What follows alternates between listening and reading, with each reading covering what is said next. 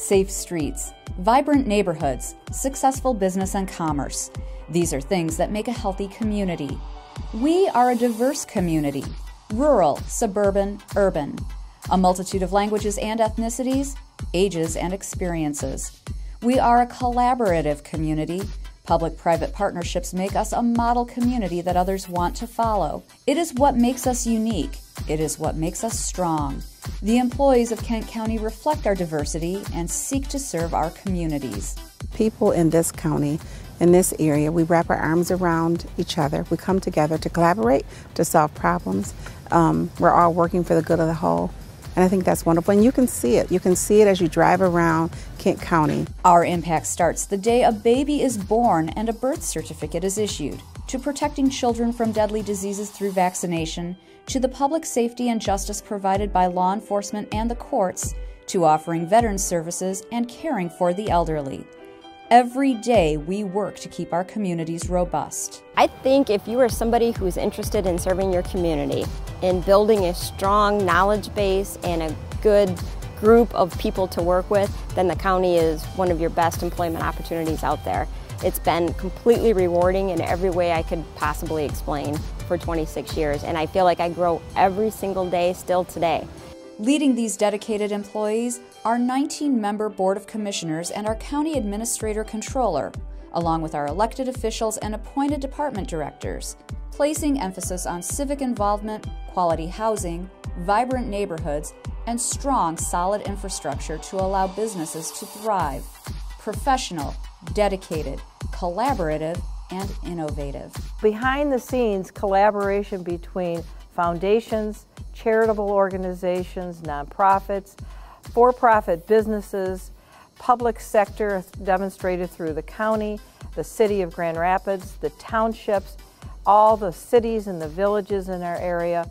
If we don't come together, then we will not have the strength that we have today, and I only hope to build upon that. Our aim is to make our communities the best they can be. We are involved in exciting development projects, sustainable recycling programs, and creative progressive prevention programming. We partner with elected officials, impacting policy ideas that become great achievements. We seek opportunities to reach out into the community and offer our services to help our residents make Kent County thrive. Our relationship is solid, both from a staff standpoint at the county level as well as the Board of Commissioners, and they understand what we do and the benefits that we can do for the community, and vice versa. We couldn't do what we do without the help of Kent County. While most of us are busy running our lives, Kent County's elected officials, administrator controller, and over 1,600 employees are serving the communities where we live our lives, so we can all have a place we are proud to call home. Kent County, its life well run.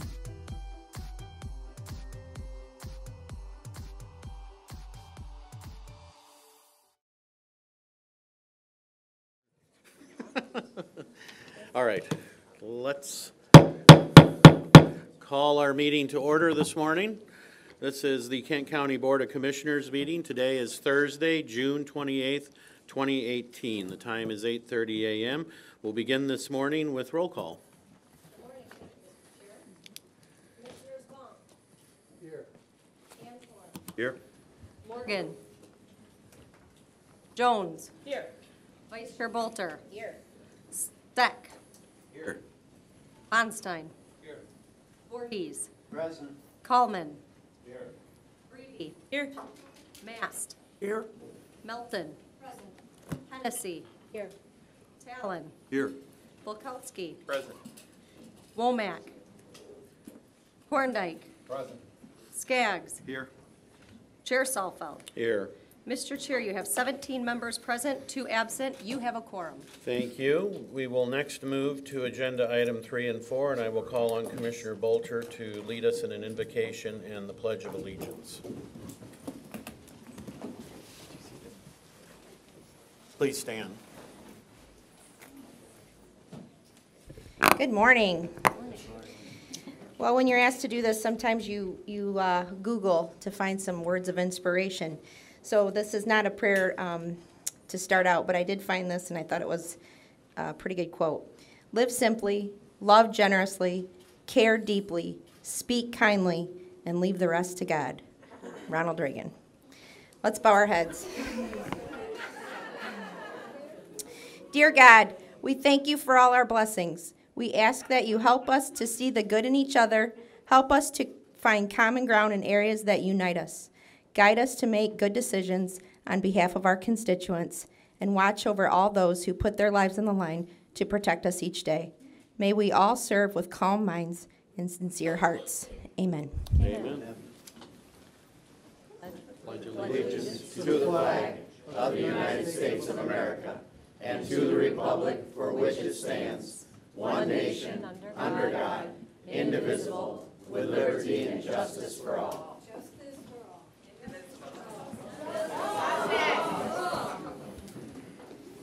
We will move next to agenda item number 5, which is a special order of business. And we will call on Stephen Bland with Raymond Robson. Good morning, Stephen. Good morning. Thank you very much for having me here today. It has been my pleasure to serve as Kent County's independent auditor for the past 10 years, and I'm here today to present the results of the December 31st, 2017 financial and single audits. I believe each of the commissioners have a copy in front of them of the comprehensive annual financial report. For the record, this information is publicly available, I believe, both on the Kent County website and then also on the State of Michigan website for any citizens who wish to look this information up. There are a few things that I want to just briefly overview and explain about the audit process, and then I'll get into a few of the specific results. The first is what it is that you as a County Board of Commissioners engage our firm as independent auditors to do for you on an annual basis. This comprehensive annual financial report represents the information put together by Kent County Management. It's over almost 250 pages of financial information intended to be transparent about the way in which the county has conducted its financial operations.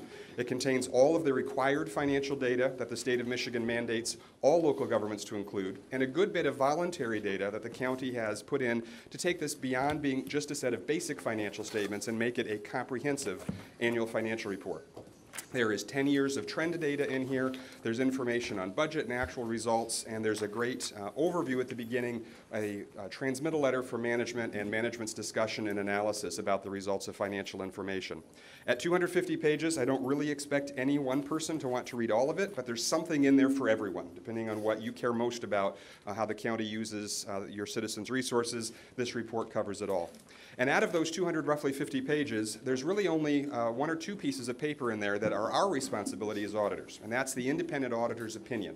What you've asked us to do is to give an opinion whether or not the information in this report is reliable, something that you can use to make solid financial decisions. And we have issued a clean or unmodified opinion, which is the highest level of assurance that we can give, indicating that we believe these financial statements are free of any material misstatements. Now, it's important that I point out to you every year, those of you who've been on the commission for a while have heard this speech many times, the nature of an audit is such that we don't look at every single dollar of every single transaction that goes through the county's books. It takes a large staff a whole year to account for your operations. We have a small team on site for a couple of months to go through and do the audit. So our audit is designed to look for potential errors or mistakes that are of a larger dollar amount. We'll tell you anything we find, big or small, but the audit's designed to look for the big things, and because of that, there will always be a small chance that something could slip through and not be detected. We have no reason to think that's happened, but it's a normal limitation of the audit process, and it's important that we remind you of that each year. So again, to recap, the part from us in here, our opinion, clean, unmodified. We believe these financial statements are something you can, in fact, rely on. A couple of things in this report I want to point out to you that are different this year. The first thing that's different this year is the location of the budget versus actual statements. We talked last year that with the system conversion, with the fact that the county's fiscal year is complicated, some of your funds operate on one fiscal year while most of them operate on a calendar year, it was becoming difficult to reconcile the way that you budget with the way that this report is required to be organized. We made another step forward this year in trying to clarify that reconciliation, but doing that required us to put it in a different section of the report. So if you're looking for the budget and actual comparisons, they're still here, but they're now behind a tab that's labeled Required required supplementary information. It's about the second tab up from the bottom. So it starts on page 127. Same information, just a different location in the report. So if you're looking for that's where you'll find it. And I will point out that the most important budget, the one that you obviously spend the most of your time on, it's shown on page 130, is the general fund. You budgeted $148 million in revenue. You came ahead of that at $155 million. You budgeted to spend $138 million in general fund programs. You came under budget and only spent $134 million. In the end, you had approved the county to dip into its reserves to the tune of up to $6.5 million, and that was not necessary. In fact, you managed to increase the reserve slightly by just over $1 million. So all in all, it was a very favorable financial year for the general fund, ending the year with about almost $71 million in fund balance. Now, I will point out, and this is in the notes to the financial statements, that you have adopted a policy on a minimum level that you need to maintain in your general fund balance. And that's an important policy because the county, because of the timing of property taxes, you have to operate a very good chunk of your fiscal year in advance of collecting the tax revenues that you use to fund these operations. And so because of that, you've set a policy of at least 40% of the next year's budget, including expenditures and outgoing transfers, needs to be in reserve at the end of the year. And if you ever fall short of that you'll take corrective action in the next budget year. You fell just barely short of that at the end of 2017. It was 39.5% or so. So very correctable. That's what the policy's there for, to give you that warning signal so that you can take appropriate action in the new fiscal year. So not at all alarming, but something that you'll want to keep an eye on because, as I said, it's a lot to do to run a county for 6 months or so before the tax dollars for that year start coming in. The other thing I would point out in the report this year that's new is that we told you for the last couple of years that the county would be required eventually to record on your books the cost of providing retiree health care benefits. And we said that was coming. This is the year that has been reported in the financial statements for the first time. And the way the accounting standards work is we take the total amount of money that you've set aside, and you have set aside a substantial sum already, and you continue to add to that, and we compare that to the amount that the actuaries say you should have set aside as of this date. And any deficiency between those is called a net OPEB liability. And this is the first year that net OPEB liability is reflected in the county's financials. You can find the dollar amount of that also in that required supplementary information section. The specific page that has that number is 139. And that liability is about $33 million that's been added to the books. Nothing has changed in the plan, but this is the first year the accounting standards require that liability to be reported. While $33 million is certainly a lot of money, and I know the county's got a great plan towards funding that over time, I would point out that just a page or two earlier, you can see that the pension plan, which has been on the books for a few years, has fortunately this most recent year gotten into a position of being slightly overfunded. And it's slightly overfunded to the tune of $36 million. So the great news is the pension being a little overfunded and the OPEB being a little underfunded have actually pretty well netted each other out. So this is a great situation to be in. I'll tell you, statewide, and this is not a statistical sample by any means, but statewide, we see pension plans being roughly 75 to 80% funded. You're at 105, which is great. We see OPEB plans being 10, 15, 20% funded, and you're well up over 44%. So you're really ahead of the curve. And for those two to have a net liability that's actually negative, it's a small asset, is very unusual. And it speaks volumes to the progress you've made thus far, and I know you're not done continuing to move forward with that. So those are the two major changes in the financial statements this year. With that 250 pages, there's obviously lots of other info, and I'll come back and give you a chance to ask any specific questions you've got in a moment. But those are the main things I wanted to touch base on this report. The second document that you have in front of you is a much thinner one. It's called Single Audit Act Compliance. And this report actually contains two very important pieces of information.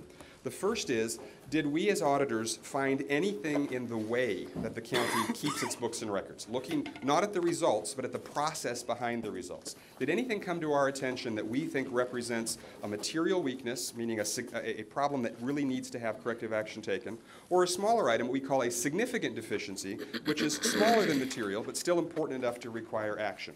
So we have that opportunity to communicate. We know what the results were, clean report on the financials, but is there anything procedurally that we feel you should address? And in addition, I should say, this report also then lists out all the federal grants that the county administered during the year. And as is typical for large governments, the county actually receives a fair amount of funding through the federal government, $26 million or so scheduled out there. And because you receive those federal dollars, we're required to do a compliance audit to see did you follow all of the rules that the feds attach anytime you receive federal grant money. And there are up to 12 different compliance requirements that we have to test on each individual major program. And this is an opportunity for us then to report on the results of the single audit and say, how did that one go? Out of everything we looked at systemically across the way the county keeps its books and records and the way it administers federal grants, we had only 2 matters that rose to the level of being reported as findings, and they're shown on pages 13 and 14. I just very briefly want to point them out to you. On page 13, we have 1 matter related to the financial statements themselves, and frankly, it's an odd issue to try and explain. The county accounted for its property tax adjustments and collections correct in total, but had a misallocation between funds. It was caught during the audit and fixed. So the grand total was correct, that putting it in individual buckets needed some resolution. We have corrected that. Because the individual buckets involved have much lower thresholds, this met the technical definition of a material audit adjustment. It is not really that significant of an issue. It was an easy fix, it's been taken care of, and if you want to look to an underlying cause, it's been a busy year with the system conversion, with staffing changes, and the finance department has been working very hard in a number of areas. Frankly, this one slipped through the cracks. It's been fixed. There's really no further corrective action necessary on that one. The second issue then on the next page, page 14, was the one item that we had related to the single audit. We identified this to be a matter of immaterial noncompliance, which means technically you didn't follow one of the rules related to federal grant administration, but we didn't feel it impacted our overall opinion. We can still say you complied in all material respects. And this item relates to the method being used for subrecipient monitoring. When the county receives a federal grant and passes that on to another entity, you have a certain obligation to follow up on how that other entity is spending the federal dollars. And the county did this, did a lot of steps very well. There were a few additional requirements to kind of finish that process through that were lacking.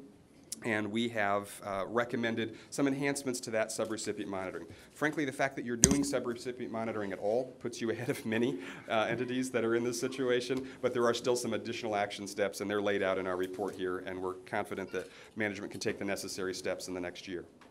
Page 15 lists the 3 findings that we brought to your attention a year ago. All 3 of those have been resolved, so none of them repeated. So that's the news you want to hear.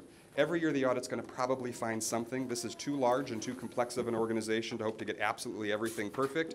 But when you see that each of the 3 matters that occurred did not repeat in the same nature this year, that shows that you're taking the appropriate action to fix things where appropriate and move forward. The last document that I want to point out to you, and then I will turn things back over to ask you what you'd like to know more about, is the separate letter that you get from us. It's addressed to those charged with governance. And this is sort of our overall summary of how the audit process went. The first few pages are fairly boilerplate. They just indicate our job is to audit the books and records. It's the county's job to maintain those books and records. That the financial statements by necessity include certain estimates because we can't wait for final numbers to come in. They all appeared reasonable and appropriate. And when we get back to about the 6th page, it's labeled page A1, that's where we get into our comments and recommendations. And I just want to clarify here that comments and recommendations are different than findings. So a finding is something that we believe makes it at least reasonably possible that a material misstatement or a material noncompliance could occur, or that if not material, it's still important enough to warrant board attention. The items in this letter fall below that threshold. We call them other matters, and it's the nickel and dime recommendations. It's the things that we still expect management to work for, and you have management's response to each of the items, but we do not clarify or classify these, I should say, as actual findings. And the items here relate to continuing to strengthen the controls over budgeting with the new software, continuing to better account for the details of what balances are held for individuals and agency funds, continuing to stay on top of the timeliness of bank reconciliations. We know the software contributed greatly to that. There are some older account balances that haven't been adjusted in some time. Again, software conversion has certainly impacted that. Final independent review of some of the work papers that are put together for the audit. We know folks were pulled fairly thin through that process. And just some timely transaction processing, again, with competing priorities this year. It was understandable, but each of those are detailed out there along with management's plan for corrective action. So to recap the overall process, we want to extend our significant thanks to all of the county personnel. This is a tremendous undertaking. The county is a huge organization. There's a lot going on. We got the audit out on time. The due date is still a few days off, but we actually issued this on June 13. So it's a great feeling to be in. While there were a couple of findings, in the grand scheme of things, I would not put them real high on the worry scale, and we're looking forward to another great year next year. With that, I'll turn it back to you and ask what you'd like to have more information. Okay, thank you, Stephen. We'll answer or ask, have our commissioners ask questions. I actually want to start. You talked about the pension and the OPEB and the status of Kent County. Sounds like it's pretty good. Can you give me kind of your assessment of top 10, top 25? Do you have any idea where we stand? Sure. As it relates to that? So the biggest challenge with pension and OPEB for governments over the last few years is that everyone has given lip service to the idea that they want to fund those benefits for their employees. And so I don't think any government has intentionally not done that. The challenge has been making assumptions about what will happen with the dollars you set aside. And a lot of governments have been overly optimistic. They said if we set money aside today, we're going to earn 8-9% interest on that money. And it's just frankly not been happening. That's the reason so many governments fell behind in their funding status. Kent, as a freestanding plan, A, has not been tied to some of the larger systems that have tried to make those estimates, and B, has made a little more aggressive funding and said we're going to do above and beyond what the actuaries have requested, especially on the OPEB front. And because of that, I would estimate, again, I haven't done a statistical sample, that you're easily in the top 10% of governments in terms of the combined funding status. And I mean, if that's something we wanted to look up, it's all public information. The state's actually just beginning this year to start having greater degrees of public transparency to make that easier to compare. But I would be, frankly, very surprised if you're not in the top 10%, certainly of the larger governments. You may find somebody who's only got 3 employees, and it's easy to keep up with that. But for a large government, you're doing great. Excellent, thank you. Commissioner Stack. Good morning, Steve. Good morning. Just a quick question, again, following up on the report on the OPEB status and the pension status. That's great. We're 36 million plus under the current analysis on the pension. We're about 33 million short on the OPEB. But those funds are not interchangeable, are they? They are not. But the good news is when you're over on one, that gives you some flexibility to back off on the contributions. On an ongoing funding basis. And then what it frees up in resources for funding pension, you can then invest into funding OPEB. So while you can't transfer one to the other, it does provide budgetary relief over time as you work to balance those. Other questions among commissioners? Commissioner Vonk. Thank you, Chair. Yesterday, Steve, you talked about the transition between the authority, the airport authority, and the county. We got our different hats on this morning. Sure. So could you talk a little bit about that this morning as well?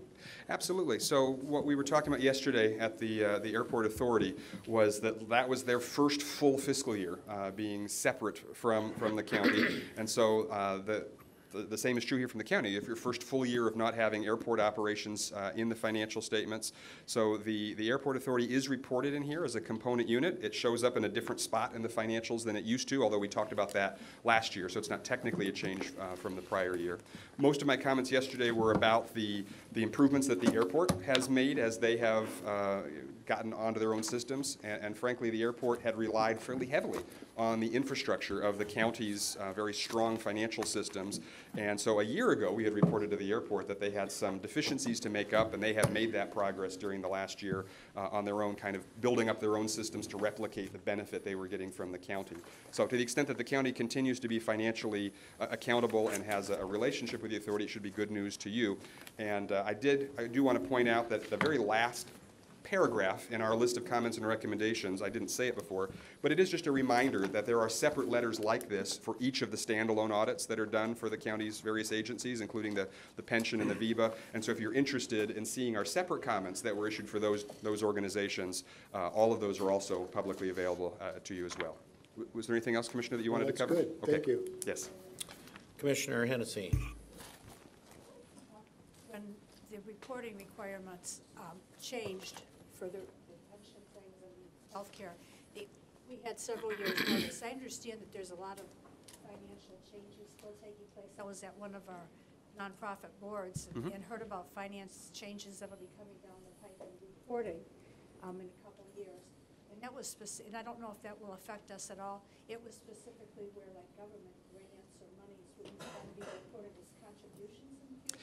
So what you're referring to there from a nonprofit board, there's a separate accounting standards board for nonprofits than there is for governments. So government rules are always changing, but what you're talking about is specific to nonprofits and won't actually directly impact Kent County. Okay, thank you. Commissioner Womack. Yes, Steve, I want to thank you for that update on our audit. But when we talk about this immaterial non-compliance, yes, as to continual care program under the U.S. Department of Housing and Urban Development, you told us there's some non-compliance, but if as commissioners we wanted to get an email with more details about which organization, the sub-recipient this was, because we get a lot of organizations, programs, and departments that come in here throughout the year and tell us what a wonderful job they're doing, and then when we have to set the budget for the next year, you know, we're going on some of the material that we have about these departments or organizations or their sub-recipients even. So I'm trying to find out from you or even from our county administrator, is there a way that we as commissioners can get the total details? Absolutely. So that we know our public information. Absolutely. We'd be happy to provide that. Yeah, and I just comment on that. One of the points that they made was related to our sub-recipient for HUD COC. And the large one there is the Community Rebuilders Organization that you're speaking of probably. So we can provide you with whatever detail necessary so that it complies or correlates back to the comment that he made in the audit. Okay, thank you, Mr. Britt. Thank you, Steve. Commissioner Jones. Thank you, Chair. As Chair of the Finance Committee, thank you very much for your work on this. I get a chance to meet with the auditors every year and share my thoughts on the direction and the focus. There's one point that I would like you to circle back on, sure, which is every year, being as large as we are, there is a rotating deep dive. Can you just touch upon the deep dive you did, sure, and share that with everyone? So one of the requirements of professional standards is to, the exact quote is to build in an element of unpredictability to the audit. And the idea there is, we've been your auditors for 10 years now, and we never want to get to a place where management knows exactly what's coming during the audit so that they can prepare and make sure that, you know, they only put their effort in the spots that they know we're looking. So there are certain things we're going to look at every year. We're never going to skip auditing cash. We're never going to skip auditing property taxes. They're too big, too pervasive. They get tested every year.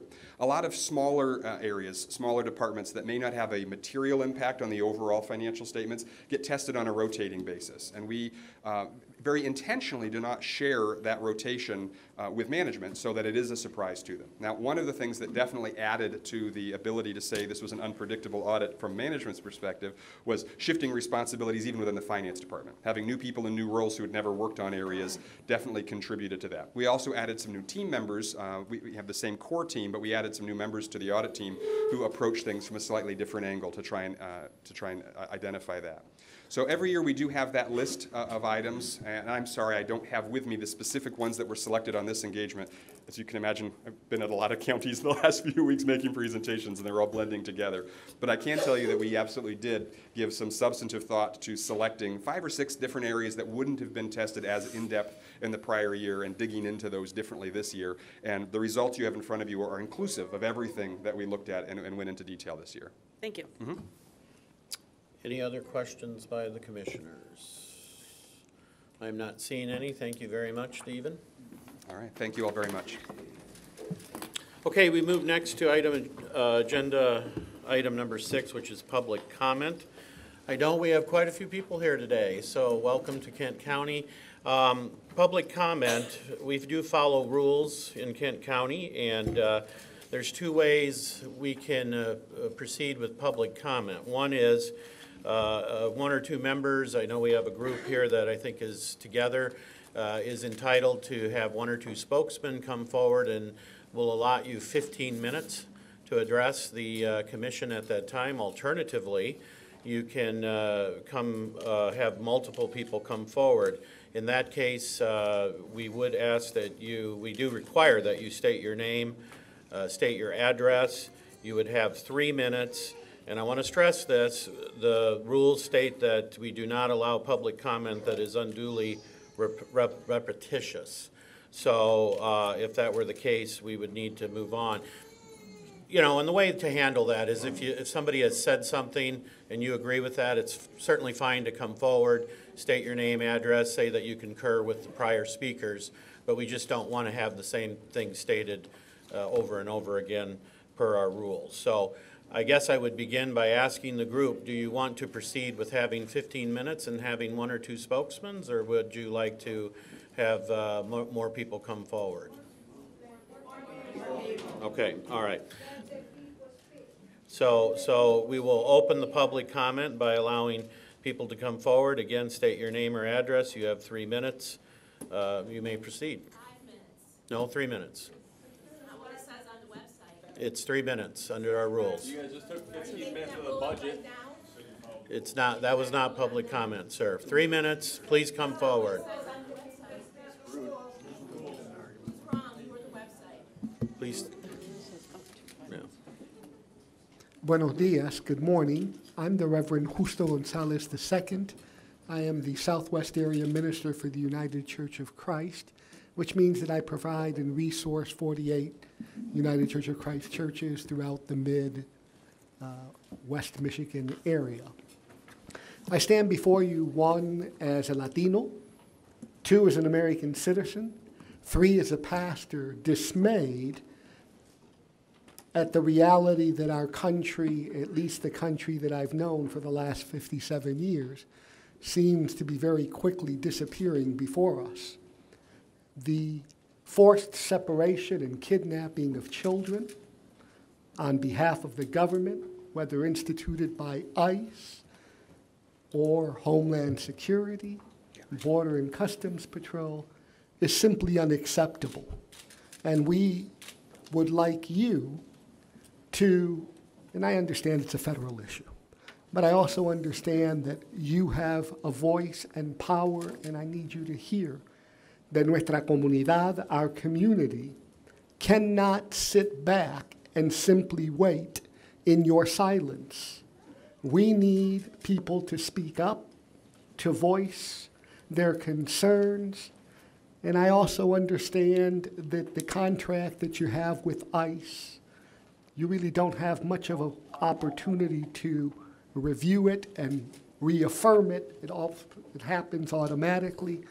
But I want to invite you to make a statement, to dare to challenge that and make sure that before we continuously authorize ICE to terrorize our communities, our children, our families, whether documented or undocumented, because no one is illegal. As a person of faith, I truly believe that. And most people are not undocumented, they're underdocumented. You have 1 minute. We all have papers. You may not like them. The federal government may not like them, but we all have papers. We all have birth certificates. We all have national IDs, which are the equivalent of our Social Security system. So I stand asking, 1, that this contract come before you and come before the public so that we can give input and simply not allow it to continuously renew and terrorize your constituents, our sisters and brothers, and our families. Thank you. Thank you.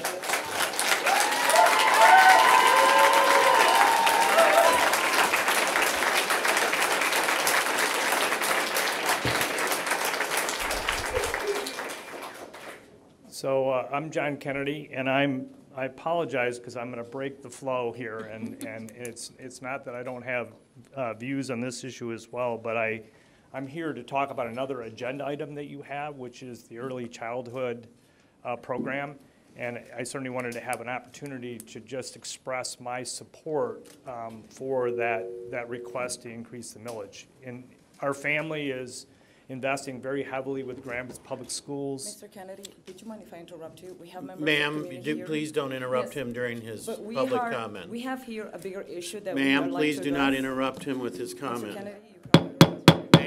Ma'am, please step back.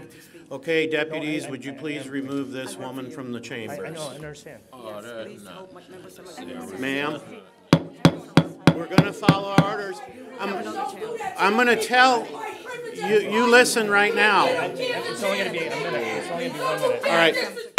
I'm going to order this meeting suspended and ask. We're going to call this meeting back to order. I'm going to reconvene it, and we're going to pick up where we left off, which was with public comment. I will stress again the rules of public comment are to state your name, your address. You have 3 minutes, and I would like to stress that everybody here should have a chance to talk. Please do not interrupt with someone else's chance to talk. So with that, we will ask for any public comment this morning.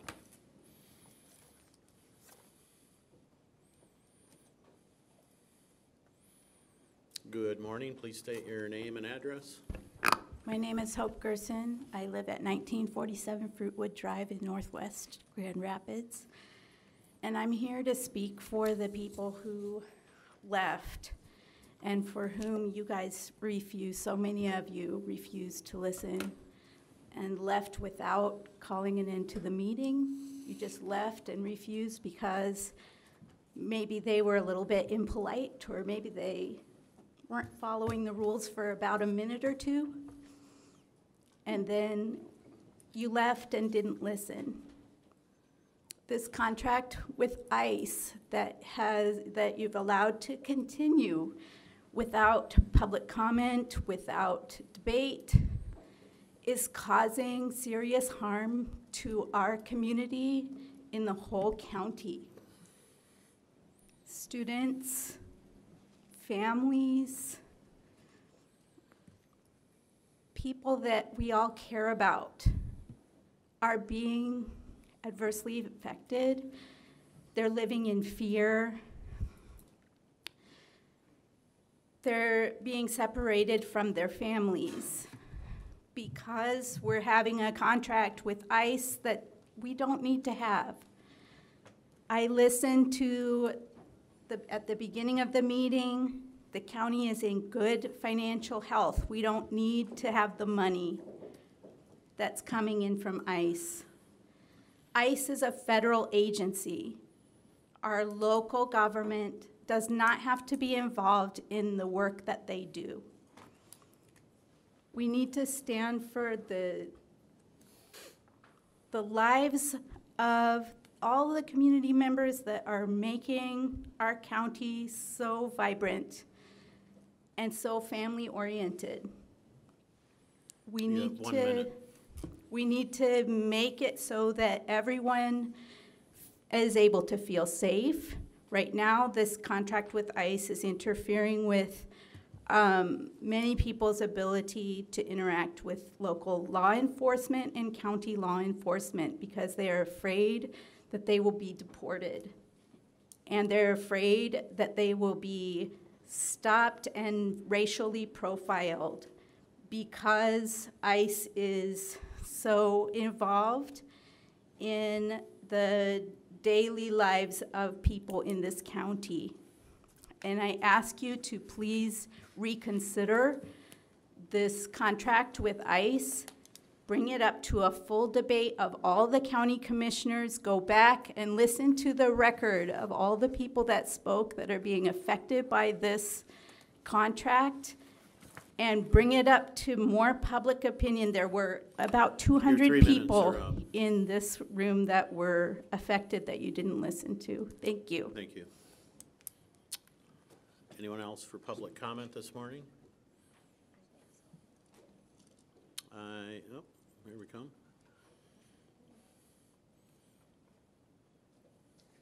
Please state your name and address. Sure. My name is Dr. Nora Salas. And actually, Commissioner Southfield, I'm a resident of your district. I live at 24 Robin Hood Drive, Southeast Grand Rapids, Michigan. And I am very offended that you would not stay and listen to the comments of the people here. I think it's undemocratic. I think that you violated norms of how democracy should function. I think that you engaged in bigotry by judging everyone here according to the actions of one person whose form of free speech you might not have agreed with. I'm pretty sure that the people at the Boston Massacre, who many of us will honor in just a few days, interrupted a lot of people in their time. And I can tell you as a historian, they did much more than that. much more than any of these people have ever done. You judged us and what we were going to do based on what one person did because you thought we were all with her. I personally don't disapprove of what she did. I think that what we have now is a crisis. This is a by every means necessary situation. Every means. And I mean, I don't really know what to say aside. If you don't understand that judging me based on a superficial resemblance to the other brown people here is bigotry, and excluding me from participating in democracy because of that, if you don't understand that, I don't know what to do.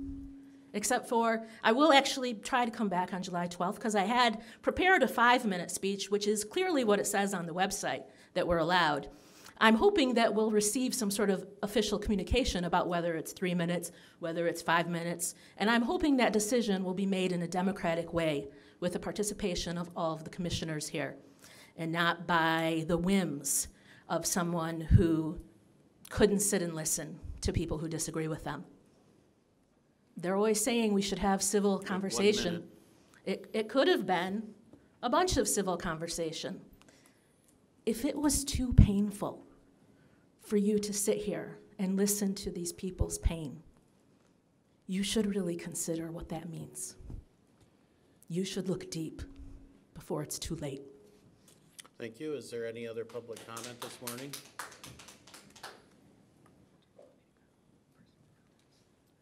Good morning, commissioners.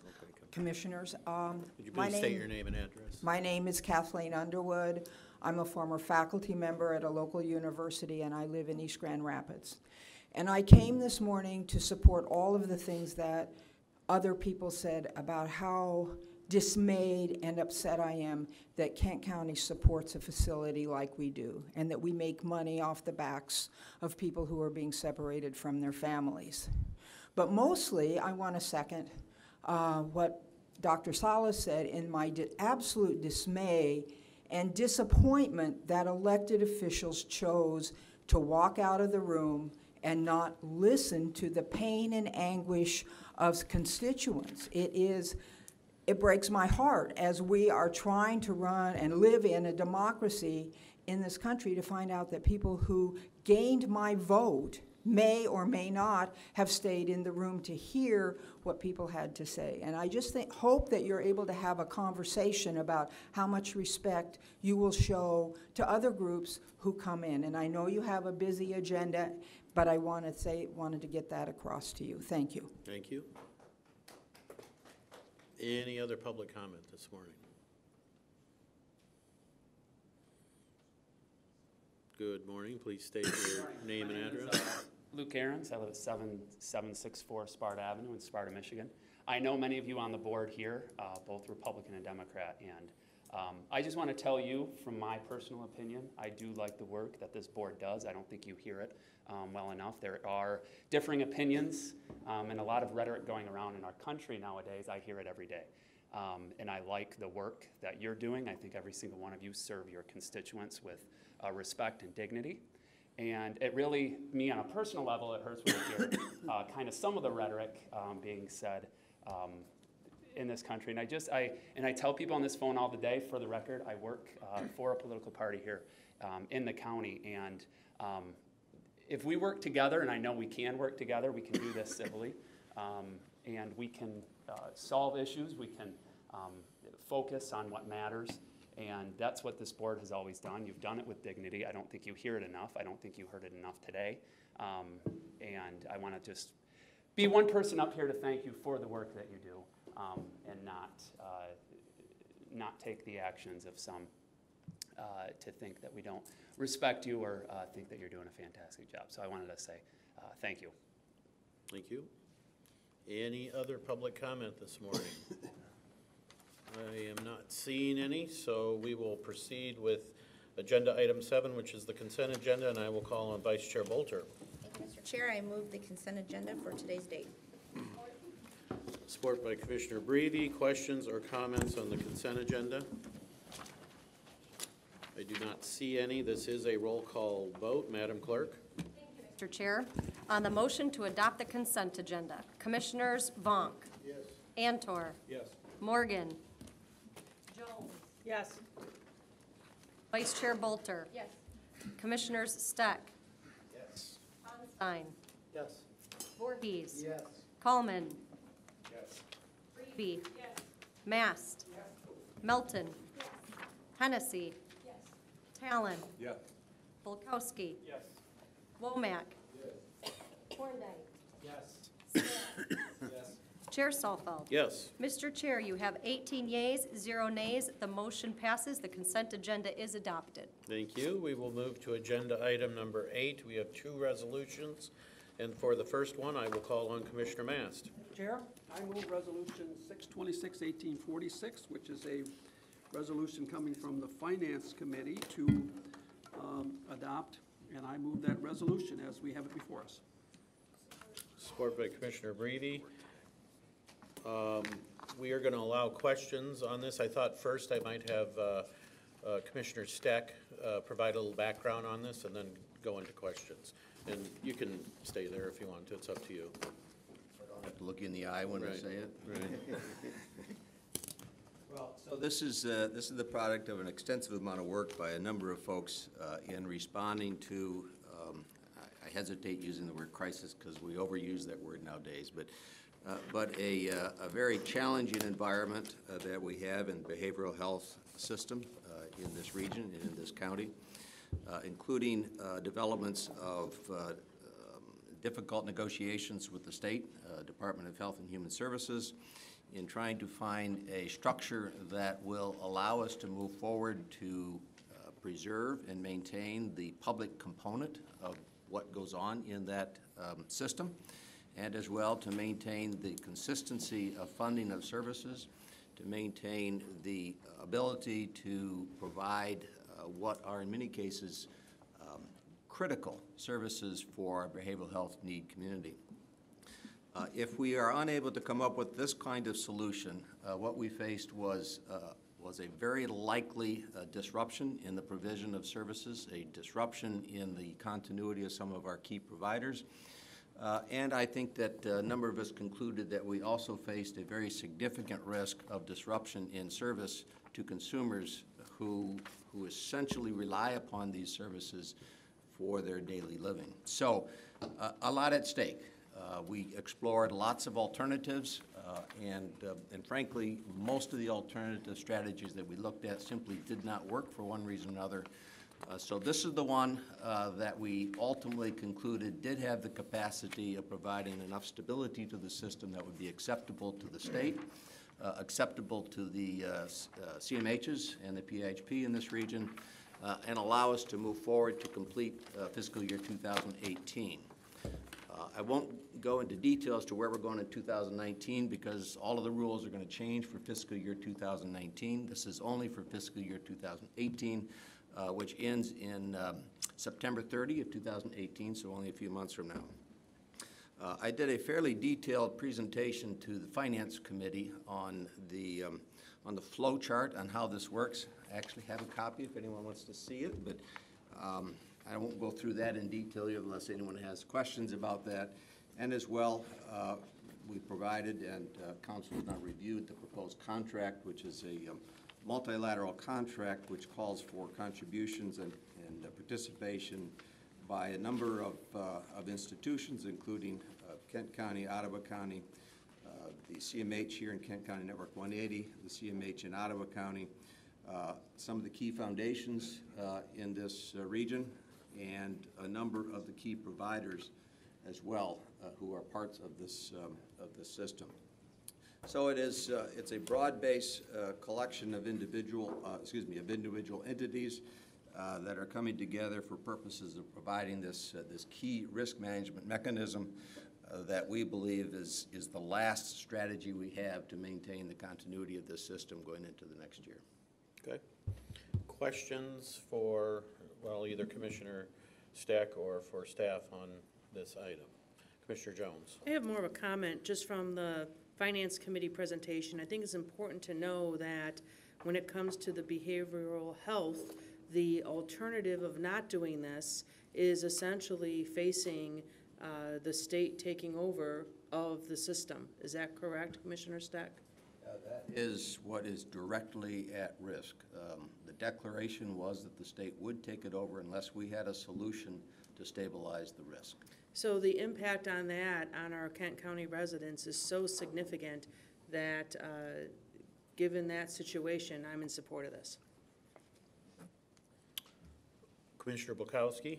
Thank you, Chair. I simply want to state my gratitude to Commissioner Steck and the commissioners who are on the local Network 180 board. You know, I have the privilege of hanging out with a lot of people who are so-called customers or constituents or patients, or whatever you call people these days, that receive these services. And I know your passion and your commitment and the many, many, many hours. And of course, thank you to staff, but that's your job, staff. And it's our job as commissioners too. But in all seriousness, thank you for this hard work. It usually goes thankless. That's a small thank you. Commissioner Voorhees. Thank you, Chair Salfeld. As you know from the, or some of you may not, but in the Finance Committee, I was a no vote. There was an area in which I had and still have some concerns, but when I consider the risk of not moving on this, I'll be a yes vote today. Vice Chair Bolter. Thank you, Mr. Chair. I just want to make a comment. You know, our mental health system is our safety net. We have to take care of people. If the state's not going to do it and they're going to miscalculate or not provide a risk pool for us after they tell us we have to have one, you know, that's just unacceptable. And I think in Kent County, we take care of each other. We have to do this. And I just echo Commissioner Bukowski's comments about Commissioner Steck and everyone on the Network 180 board, but especially in dealing with this LRE issue, I don't know what we would have done without his expertise, so thank you. Anyone else? I do not see anybody else, so this is a roll call vote. I will call on Madam Clerk. Thank you, Mr. Chair. On the motion to adopt Resolution 6/28/1846, Commissioners Vonk. Yes. Antor. Yes. Morgan. Jones. Yes. Vice Chair Bolter. Yes. Commissioner Steck. Sorry, I am going to abstain from voting because of the conflict of interest, because I'm the chairman of the board of the LRE. Thank you. Commissioner Ponstein. Yes. Voorhees. Yes. Allman. Yes. Reevy. Yes. Mast. Yes. Melton. Yes. Hennessy. Yes. Talon. Yes. Bulkowski. Yes. Womack. Yes. Thorndike. Yes. Skaggs. Yes. Chair Salfeld. Yes. Mr. Chair, you have 17 yeas, 0 nays, 1 abstention. The motion passes. Resolution 6/28/1846 is adopted. Thank you. We move then to Resolution 8B, and for that I will call on Commissioner Melton. Chair, I move that we adapt the resolution 6/28/1847 concerning the childhood millage to be put on the ballot in November. Support. Support by Commissioner Womack. Questions or comments on this item? Well, wait, before I do that, I actually wanted, once again, Commissioner Steck to provide a few comments, since he headed up the subcommittee that looked at this, and then we'll take questions or comments. All right, we'll do that. Thank you, Mr. Chairman.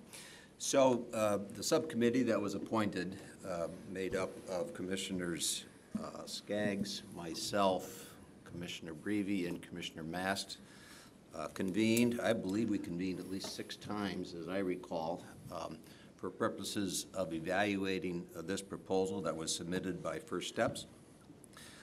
And it is clearly my impression that First Steps has done an awful lot of work and analysis in first crafting this proposal and then documenting and supporting the proposal. So my thanks first to all the work that they have done.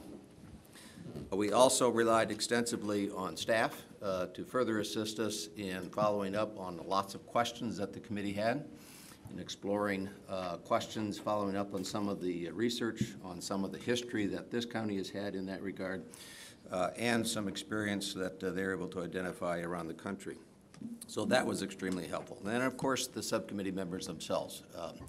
I think that those of us that started this thought that perhaps this at the start would be a 1 or 2 or 3 meeting process, and it turned out to be substantially more than that. But I believe that that committee rolled up its sleeves and engaged in an extensive deep dive on these issues in trying to balance the question, first of all, is this something that we support at all? Secondly, if we do support it, at what level do we support it? And third, if we support it at a level, what kinds of stipulations and conditions are important to us? The end of the day was a report that has been submitted. I believe it's been circulated certainly to the committees in the past, which sets forth the majority conclusion of that committee. It is understood, I think, by everyone here that there has been some question on the issue of what would be the level of funding if this is approved. The committee concluded, notwithstanding the recommendation or request at 0.5 mils over 7 years, the committee concluded ultimately to recommend 0.25 mils over 6 years. There's been a lot of conversation about why 0.25 and not 0.5 or something else. Recognizing that this is committee work, which means I have my thoughts and my other committee members have theirs, I'll at least share what I think to be the distilled conclusion of that committee on why a 0.25. First, it was acknowledged, I think, by the committee that the proposal here is not the final solution. The gaps identified for which these programs would address are indicated to be gaps that would take somewhere between $100 to $200 million a year to completely close them up. So whether it is 10 million, 11 million, 12 million, or 5 million, or 6 million is not a final solution. So we are pushing our feet into the water to find out whether or not this is an effective solution. Secondly, it is accepted at the subcommittee that there are other appropriate levels of government that are also engaged in some consideration here, including the state, including the federal government. And the dynamics of their funding priorities, as we all know, also go through variations and changes. There is some suggestion that there may be some growth in pressure at the state to increase funding here, and that may have impact on the measure of the need in the county. So how that distills down to 0.25 versus something else is an individual assessment, but at least that was part of the consideration. Also, there was consideration with respect to the fact that this county is going to face a number of other, I'll use the word crises again, whether or not it is the opioid crisis that then compels us to also look at whether or not we need to address funding.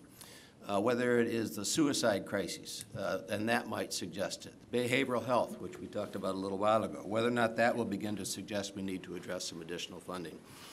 Transit, and I'll go on and on and on. And so the thinking being is that, yes, we do agree as a committee that this is a proposal that ought to be supported and submitted to the taxpayers for their consideration.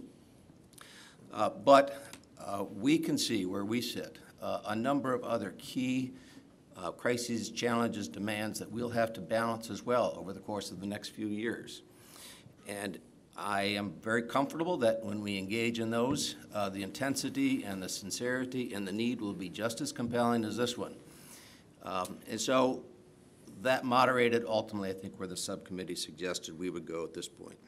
And then the final consideration I'll just comment on is, yes, we are convinced that the evidence does support that there may well be significant return on investment by the taxpayer dollars here.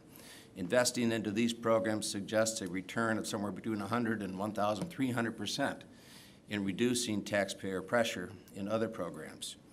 So that does seem to be supported by the evidence, but until we actually see how that plays out in this county at this time and in this environment, the conclusion being that a lower level of funding is the most appropriate.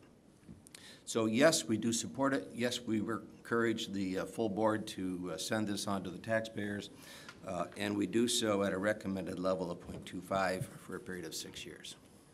Thank you. So with that, I will move into comments or questions from our commissioners. Commissioner Bukowski. Again, thank you, Commissioner Steck and the other committee members. He doesn't live in my district, so I'm not currying favor to get his vote in November. But to simply... I'm not trying to get yours either. All right. That being said, I actually agree with everything Commissioner Steck said. I agree with the reasoning. I agree with the hard work. And my distillation, though, gets me to a higher number, if that's where the rubber hits the road. I mean, the issue of 6 years, 7 years, I think an even number is the right number because that's when we have countywide elections. That just makes sense. So absolutely 6 is better than 7 from an electoral perspective. However, again, as those who are at finance, I made the motion, ill-fated for a 0.35 as the citizen group that has been working on this for years, emphasis years, that they brought forward what they thought was a modest, though very significant, way to bridge the gap. So I'm going to still hold out hope that we can ask the voters, very hopeful we'll ask the voters for their opinion, yay or nay. My hope is that in a few moments we'll ask the voters for a little more than 0.25. Okay, any other public comment? Commissioner Coleman. Just quickly, it does appear today that Commissioner Steck does all the work around here. He does.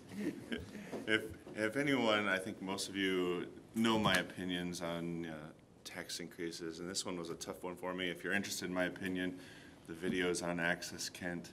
But I would just like to express my appreciation for everybody on the commission. I think good people and process really leads to true deliberation. I felt like we had that on this topic. And so I just want to say my thanks and proud to be a part of this board.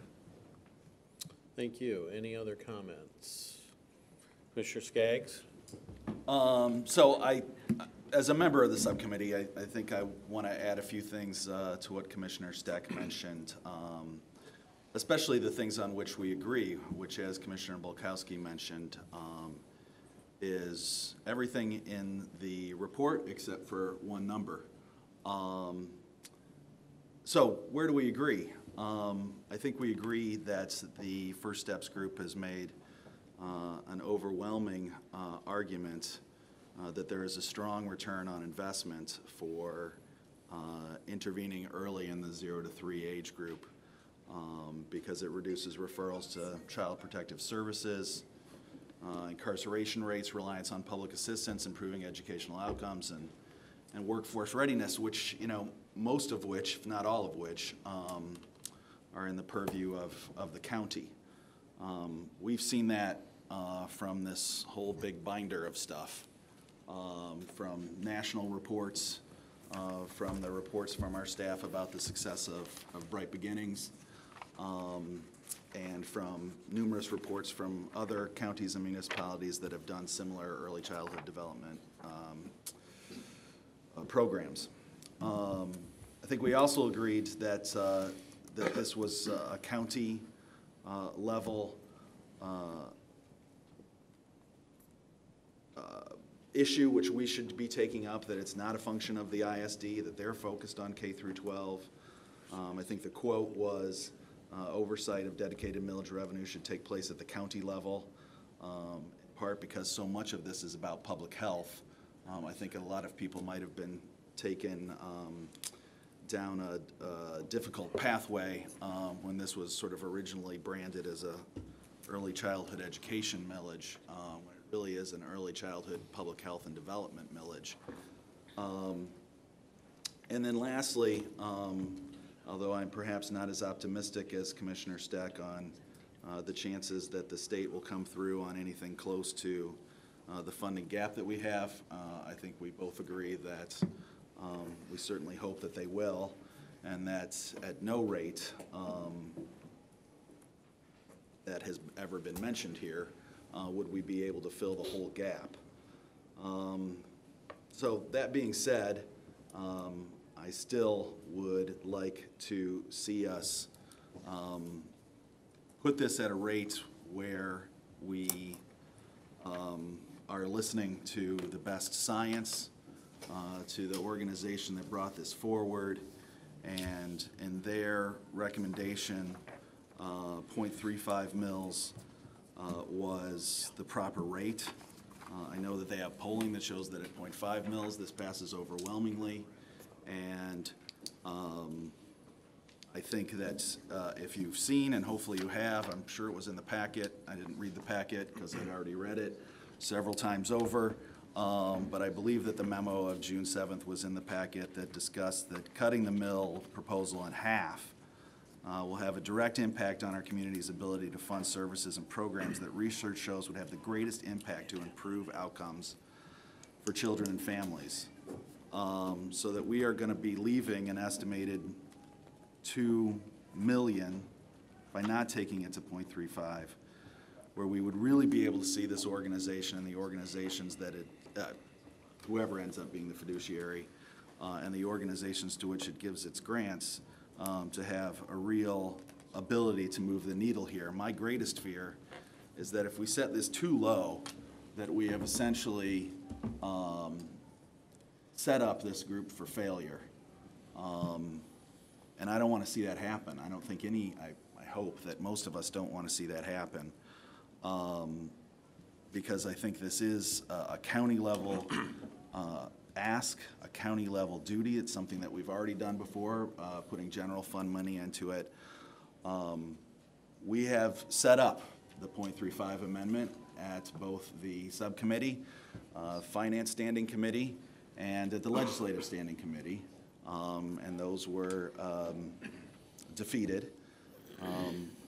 We have tried to work to find a level where we can reach a full agreement on. That has not happened. I'm not excited about going down from 0.35, but I would make a motion that we amend the report to increase funding to 0.30.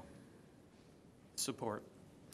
All right, there's a motion and support to amend the resolution before us with a change to, from 0.25 to 0.3, is that correct? Are you talking to me or the clerk? Yes, I am. Correct. You made the motion. Okay, so we then will move into comments on the amendment. Is it 0.3 or 0.35? I heard 0.30. Okay. So there were other people in line to talk to the main. We now switch over to the amendment only. I will open questions. Commissioner Melton. Thank you, Chair.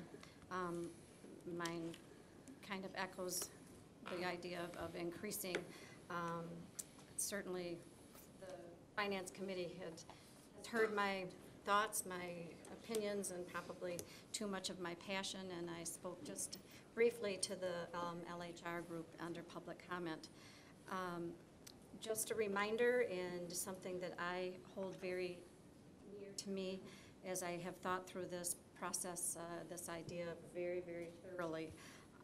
We have a very active, involved, invested group of members in our community who are well-educated and extremely connected in our community, who have chosen to set aside their partisan opinions to try and find a way to reach the least of our members in our community, i.e. our 0 to 3 to 4-year-olds. They've done that because they see into the future. They see the savings to our community. They see that it has been proven that these students do not go to the hospital as often, that they do not need special education services, that they do not end up in jail as much, that they graduate and go on to do other things. They have that vision of going forward as opposed to today. And I commend them and I thank them for doing that. Some of them don't even have children in county, but they care so much about our county that they have chosen to work years to put this proposal together before they bring it to us. Governor Schneider commissioned a group also February of 2017 came out the report, if anyone would like to look into it, to review the needs of our students in Michigan. Why? Because we score 41st out of the 50 states in our third grade reading. Now, we hear a lot about third grade reading. I am not an educator myself, so I cannot exactly tell you why that is so important, but I certainly know that when my own kids went from second to third grade, it was a very large jump in their education, in the homework they brought home, and in the learning that they did. And it has been proven that by third grade, if your reading level is lower than that, as they have followed people, their success later into elementary school and high school continues to fall and fall and fall and fall. I've also heard that millages are for a couple of reasons. One, perhaps a crisis, and we can all decide what a crisis is ourselves. I have decided that when I read that my state of Michigan scores last in fourth grade reading among our black students, I find that to be a crisis.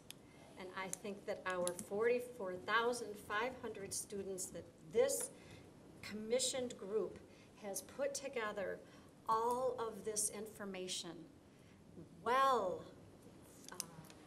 researched, well backed up by data, and they say that they can reach 44,500 of our Kent County students, so that in 10 years, 20 years, if I'm still here, my future will be better. Why? Because I won't be paying so much money for special education. I won't be paying so much money out of my pocket for keeping somebody in jail. I won't be paying for all the other services that right now we are required to pay for in our school districts. And one other thing that was mentioned at the LHR meeting, that our schools, that our government has decided that it costs $12,000 to educate our students. I believe that was, I don't remember who said that.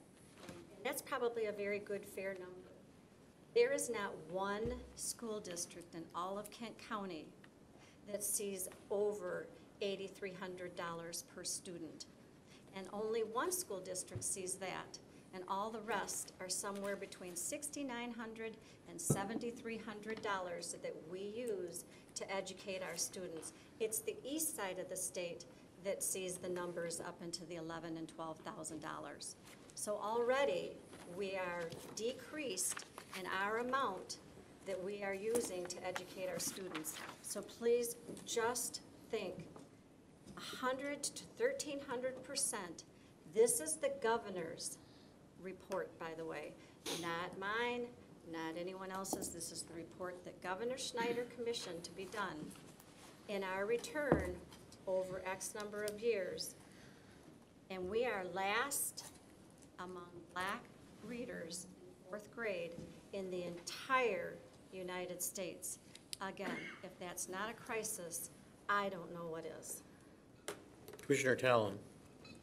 Thank you, Chair. First of all, I think many of you know I'm kind of a big picture person, and I appreciated the comments from Commissioner Steck and concur with concerns about kind of those broader issues that we face now and in the future. Secondly, I won't go back through the litany that I presented in LHR, but this is an issue that is so near and dear to my heart as a result of 40 years in education and early childhood work, and I see it as such a huge priority. Third thing is, it's frustrating and discouraging to me to recognize, and I realize that times change, but to see that we have put before the voters proposals for zoo and museum millage and for city millage that are significantly more than what so far we've been willing to put to the voters for early childhood support. That's something that I continue to struggle with. And lastly, I would say that I'm I'm concerned about the point that was raised by the First Steps folks, which is that there's a certain basic infrastructure that needs to be funded for this work. I'm concerned about whether we are tying the hands of the community who is doing this work by not funding it at an adequate level. I realize that anything that we do will be helpful, but when we're talking about later on, are we going to see the results of this, and is that going to indicate whether this is working? I think we need to be careful about whether or not we're adequately funding the work. So those of us who are in support of this proposal in general, I would really urge us to think about that. Is this going to give the community the dollars to see the results that we expect, we've seen nationally? Can we see those locally? Thank you. Commissioner Hennessy. This is a very modest amendment increase, but can you review the financial implications if we were to adopt this? The added 0.5. I believe. 0.05. Right, 0.05. There's. If I may, Mr. Chair. That was a veterans millage. Hold on. $1 million. Did you have that? Is that pertinent to that? Yes. Okay, I go mean, ahead. I'm looking at the staff memo on March 14th, and they have 0.3 mils as raising $6,551,000. Compared to 0.25? 0.25 is not in this memo, but my math has it at 5.4, so we'd be looking at adding 1.1 million. Okay. Roughly. Which makes sense because the veterans millage is 0.05, and that's exactly what it raises. Okay, Commissioner Hennessy, did you have more that you wanted to add? So what would be the implication for this average homeowner of a $100,000 home? I'm unable to do this math. Matt? Well, my taxable value is. He doesn't want to come up. $50,000 tax. I don't know if you heard the question. The question was, what does the 0.05 add to a, Yeah, I've got a grid back in my office with a sliding scale. I'll be happy to provide that on. I don't have the calculator right now, but I can go back and I'll do a sliding scale and I'll email it to the commission. Real quick, again, a $100,000 home to make, for $50,000 of taxable value, the increase is $2.50 over a year. $2.50 a year is the increase, 0.05. well, let's go on with discussion. Why don't you go check and come back and answer the question? Thank you. Commissioner Hennessy, did you have anything else? Okay. Commissioner Womack? Yes, we discussed this earlier this week when it comes to requests for early childhood millage. And I spoke of some of the reasons that I believe we should increase it to 3 or 3.5. And some of those reasons are, for those who are voting for this, we have to give them an opportunity to truly have enough funds to carry out their mission. And I do agree with Mr. Steck. He has done some extensive studying into this. He's definitely looked at the outcomes that are needed in Kent County, and there's not one program that's going to fulfill all of the outcomes we need or bring our children to the level. But in my community, we suffer for a lack of education, and we're suffocating for a lack of education. So when we look at any program that can help, if you really look at you in a cave suffocating, and there's a hole about this big you're trying to breathe through, and someone's going to open it this much, you're not going to say, okay, don't open it that much. We definitely want to reach the level that Mr. Steck and all of us want to see us move up to in education. But a program is either good, either you vote for it yes, or you vote for it no. I don't feel right in voting for something, but then not having enough faith in it to adequately fund it. It's almost like some of the federal things we get where they tell us federally we have to do this, but it's not coming with money. And we have to be creative and still get the outcomes for the state or the government. And it looks like we're turning around doing the same thing when it comes to early childhood millage. Tuesday, I recited a poem that came from a 12-year-old girl in our community. And for those that already heard it, sorry they have to hear it again, but for those that weren't here Tuesday, you know, I thought about how I voted for the zoo millage. I thought about how I voted for many millages, but when it comes to education, I'm looking like our millage for education is lower than the zoo, and I'm a big animal lover. It's lower than many millages that we've had come before us, and we aren't raising taxes. We're giving the public a chance to vote and see if they feel the same way, the people who have brought forth early childhood millage. And here we're restricting it down to 2.5, and it made me recite a poem of a song I heard from a 12-year-old that said, "The world's concerned with an endangered whale, an eagle that can't fly, a ship that can't even sail. But what about mama's baby? They don't educate me, they alienate me." So if you're 12 years old, one thing I enjoyed hearing for is that she already knew at 12 years old, for her life to change, she needs education. And at 12 years old, she's already seeing that some of the public schools she's going to aren't providing that education. But I also felt sad that at 12 years old, she already felt the world was alienating her, as if the world didn't want her to be a part of it. And I grew up feeling the same way. But through education, learning, having talents, even though I have a criminal record, I had some talents that when I would go to radio stations, it was like, wow, we don't have people just walking in here with that type of talent. Some of these talents I picked up traveling to New York in the music business, had a computer. Since '83, a record company bought me a computer. So by the '90s, I'm prolific when it comes to CAD. I'm prolific when it comes to programming, building computers, truncation of numbers.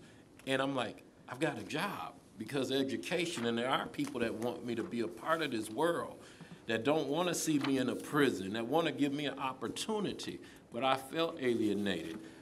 So we have schools closing in our community. And anything you can do for education, as Mrs. Melton said, is going to help keep less people out of prison. We'll pay $30,000 within a blink of an eye to imprison a person for years because we see the threat. We'll pay $60,000 to keep them locked up because we feel threatened and scared by our private prisons and the politicians that they put money into their pockets to be voices of fear. We'll pay $75,000. But when it comes to educating our children, we don't see the potential. We see it as throwing good money after bad money, and we don't think it's important enough. I will keep this short because our commission has been held over very long today. But I would ask for those who are voting yes. Like I said, I'm not here to debate those who are saying no, because if they don't believe the program could help, that would make sense for them to vote no. But for those who are supporting this and voting yes, I ask that we do at least move it to 3.0 so we can give them every opportunity for success and not underfund it and come back and say you're not meeting our outcomes. I would rather see them get a correct amount of funding so we can try to hold them responsible for the outcomes that they have promised us and our voters who will have a chance to vote on this. Thank you, Chair. Thank you. Any other comments? Commissioner Antor. Thank you, Chair. I am going to be voting no on this measure, not so much because of what we're trying to achieve, but the vehicle in which we're doing it with this millage request. I think there's a lot better way of getting the money that makes a lot more sense for the taxpayers in this county. And I am starting an initiative, and I'm hoping to bring some of you folks along with me. I've talked to some state legislators already. There's a lot of money out there that's being misused. You put an exclamation point behind that, and I'm going to explain it after we get through this portion. Thank you. Okay. Any other comments on the amendment? Commissioner Steck? Thank you, Chair. So just a couple of comments in response to some of the arguments by my colleagues. First, I think I was the source of the $12,000 number, and my understanding is that $12,509 is the average cost that taxpayers pay to educate a K through 12 child. Now, that's probably a little old. I think that's 2-year-old data. And full disclosure, I got it by Google, so for what that's worth. At any rate, my understanding is that that's from all sources, not just the state allocated share, but it's from all sources, for all purposes funded. So this question about what's adequate funding for this program, for those of us that are convinced that it is a program that the taxpayers ought to consider and move forward on. You know, as I said before, at 0.5 or 0.25 or 0.3, this is not a program that's going to solve this gap. So what we're looking at is a program whose principal purpose, as I see it, is to explore whether or not putting those into this community at this time has the capacity of making a radical change in the direction of what we do with these kids. And I'm convinced that it is, otherwise I wouldn't recommend it. But whether it's 0.3 or 0.25 is a pretty soft distinction.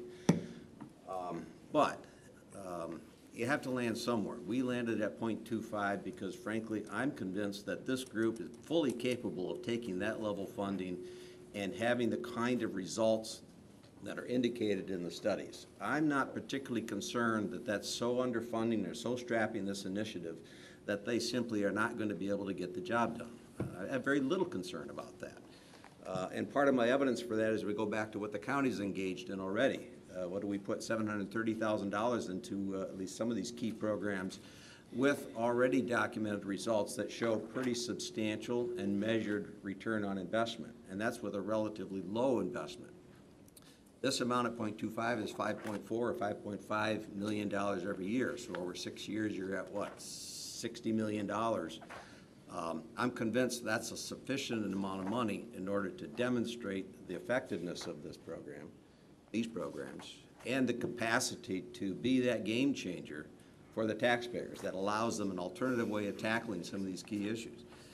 So, yes, we went back and forth at the committee on is it 0.25, is it something else?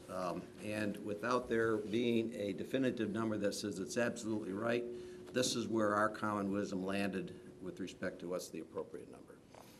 Thank you. Commissioner Skaggs?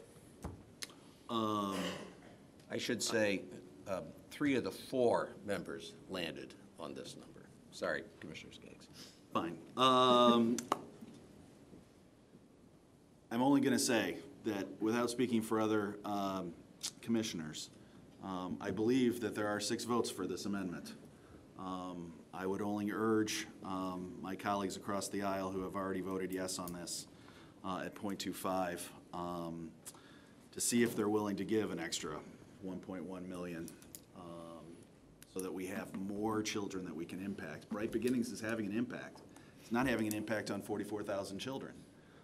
This is about maximizing our impact so that we can have a statistically significant data in 6 years to show the next commission, which maybe none of us will be on. They're going to look at this in 6 years, and they're going to decide if a request comes in to maybe increase it, like what happened to the senior millage, or maybe be done with it. Let's not strap them and make it more difficult for them to do it. Let's move this rate up, so I encourage the 6 to possibly 7 people on the other side of the aisle to come together with us and come to a rate that is based on a principled bipartisan compromise. Matt, did you have some data then? Yeah, I apologize about that as well.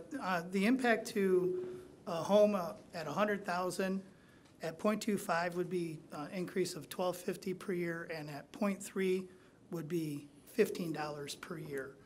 A house at 225,000 at the 0.25 level would be $28.13 a year, and at the 0.3 level would be $33.75 a year. SEVs you're using or taxable values? Those are, that would be an equivalent taxable value. Taxable value. That would be the true cash value, so half of that would be the 50,000 taxable value, and at the 225 would be 112,500. So. Okay, thank you. Yep. Commissioner Womack. It'll be my final chance to speak upon this, and I just have seen a few millages come through here since I've been a commissioner. And never have I heard so much about reasons on why funding should be limited to a millage. And I've seen millages that I have just totally questioned. I mentioned it Tuesday, there was a millage I supported, but I didn't like that it was sent to the African-American community that if you don't vote for this millage, it's the end of the world. If you don't vote for this millage, all these services are gonna be gone. And this is put in commercials, and this is some of my own black leadership in my community saying this to the people, and I'm doing the research, and it's a lie. These services are not going to be cut. We've seen millages where people are able to get money coming to a program, and then they take the administration costs up and line their own pockets. And this isn't something I'm just putting out here. These are actual facts and data that can be looked up on some of these millages. And then when it comes to education, I've just seen, I can't believe I see a group come in here and they ask for 5-point meals. We cut it in half. It's about education. We know teachers are underpaid. I know teachers who have to go buy their own extra papers and markers if they want to have something special for the kids, and they're already underpaid. I visit some politicians and judges, and I walk through doors that are twice the height of me, and I look on their houses, and I drive down the street, and I know none of my teachers live on this street, and they're educating our children. And I've traveled the world when I was in music, and I just couldn't believe how teachers were paid when I went over to China and other places, and how they're revered, and it's like they get the respect that politicians and preachers get. And here, teachers, even the kids don't know better. Our kids are losing enough respect that teachers are getting jumped on, and it comes from our respect for teachers. They learn from us. I totally understand why some people are looking at those numbers and want to crunch it, but it's just like what we're going through today. There is a big divide between what we really know about the full communities that we serve and what those communities need. When I'm in Wyoming or Kentwood, sometimes people ask me, what commissioner are you, what district? It's like, yeah, I'm voted in from the 17th district. I'm a voice for the 17th district, but I represent all the county. And I'm concerned about all the county. And whatever township or city you represent, you have to understand you are today making a decision for an entire county. They're taking on a program to try to help in education across the whole county. I know people are going to vote the way they're going to vote. I'm going to be voting to at least increase it to 3.0 is the least we could do. But I just believe we should be embarrassed that we have millages for machinery. We have millages for animals. We have millages for everything else. And when it comes to our children, we won't even give the voters an opportunity to give this group a fair chance at funding what they're doing. Why are we afraid to let the voters, if we think 3.0 is too much, then if the voters feel that, then they're taking all the risk. If they had put it out there at 5.0, I even question, would the voters be able to take on 5.0? But they've done their research, they believe they can. But for some reason, we feel we're saving the community in education by locking them into 2.5. But when it comes to the money we're spending on incarcerating people, we're not saving the community. When it comes to building the Silver Line Up division that has traffic jams all up and down my area, people late for work, I'm late to commission meetings because the highways are packed. The Vision Thruway is almost a second highway to people traveling, and we're down to one lane. We don't care about what the millage is. We spend money on what we want to, and we just have not prioritized education in this country yet. And with the way our country is changing, education is more important than ever because we have people in digital media with fake news. We have people educating our children. When they wake up and turn on that phone, they are now in school, but we don't know who the teacher is. We need this program, and we need to fund it adequately. Commissioner Bukowski. I simply want to request a roll call vote. Thank you. Any other comments on the amendment? This is not on the main motion. This is on the amendment. I see done. So let's proceed to a roll call vote. Thank you, Mr. Chair. On the motion to adopt the amendment to Resolution 628, 1847, Commissioners Vonk, No. Antor, No. Morgan, Jones, No. Vice Chair Bolter, No. Commissioner Steck, No? Onstein, No. Voorhees, No. Coleman, Breeby, No. Mast, No. Melton, Yes. Hennessy, Yes. Talon, Yes.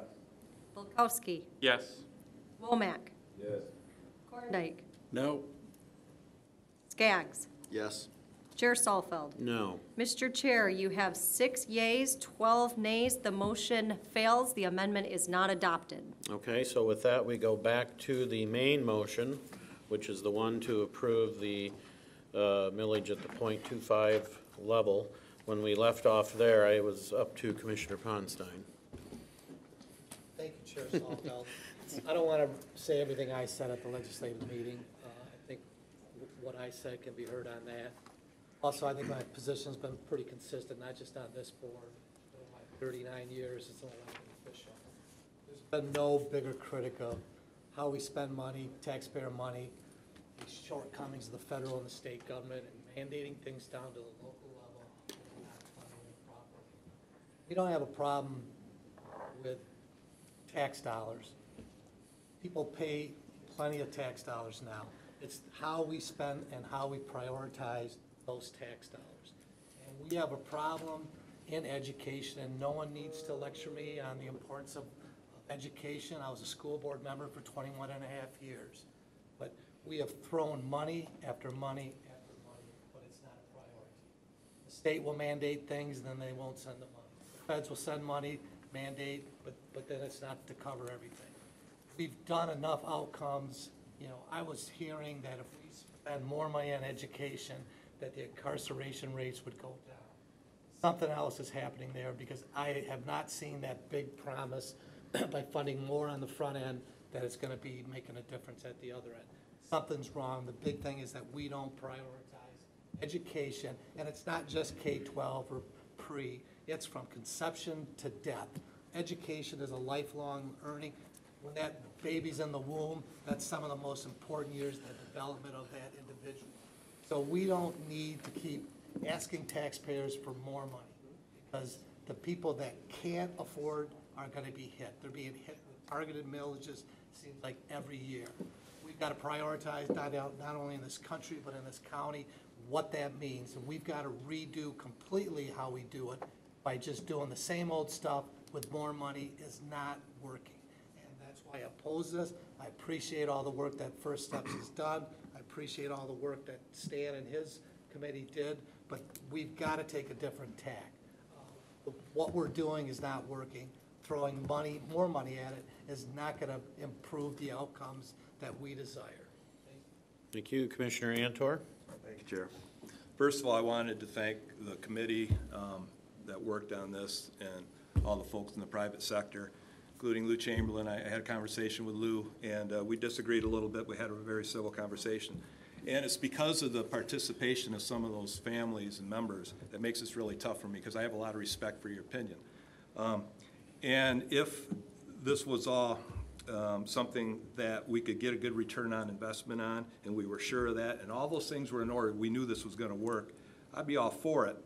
And maybe I'm not smart enough to make that determination. It's going to take 6, 7 years before we figure out the ROI probably, but I think the money's out there, okay? Commissioner Womack, you mentioned a couple words, embarrassed and priorities, and I'm there with you. I'm embarrassed about the glut of money that goes to our state colleges every year, okay?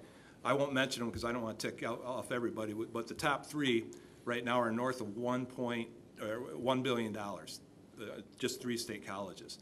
One of those state colleges graduates only 1/3 of their students, so 2/3 aren't even graduating, and yet we continually give them over $300 million every year.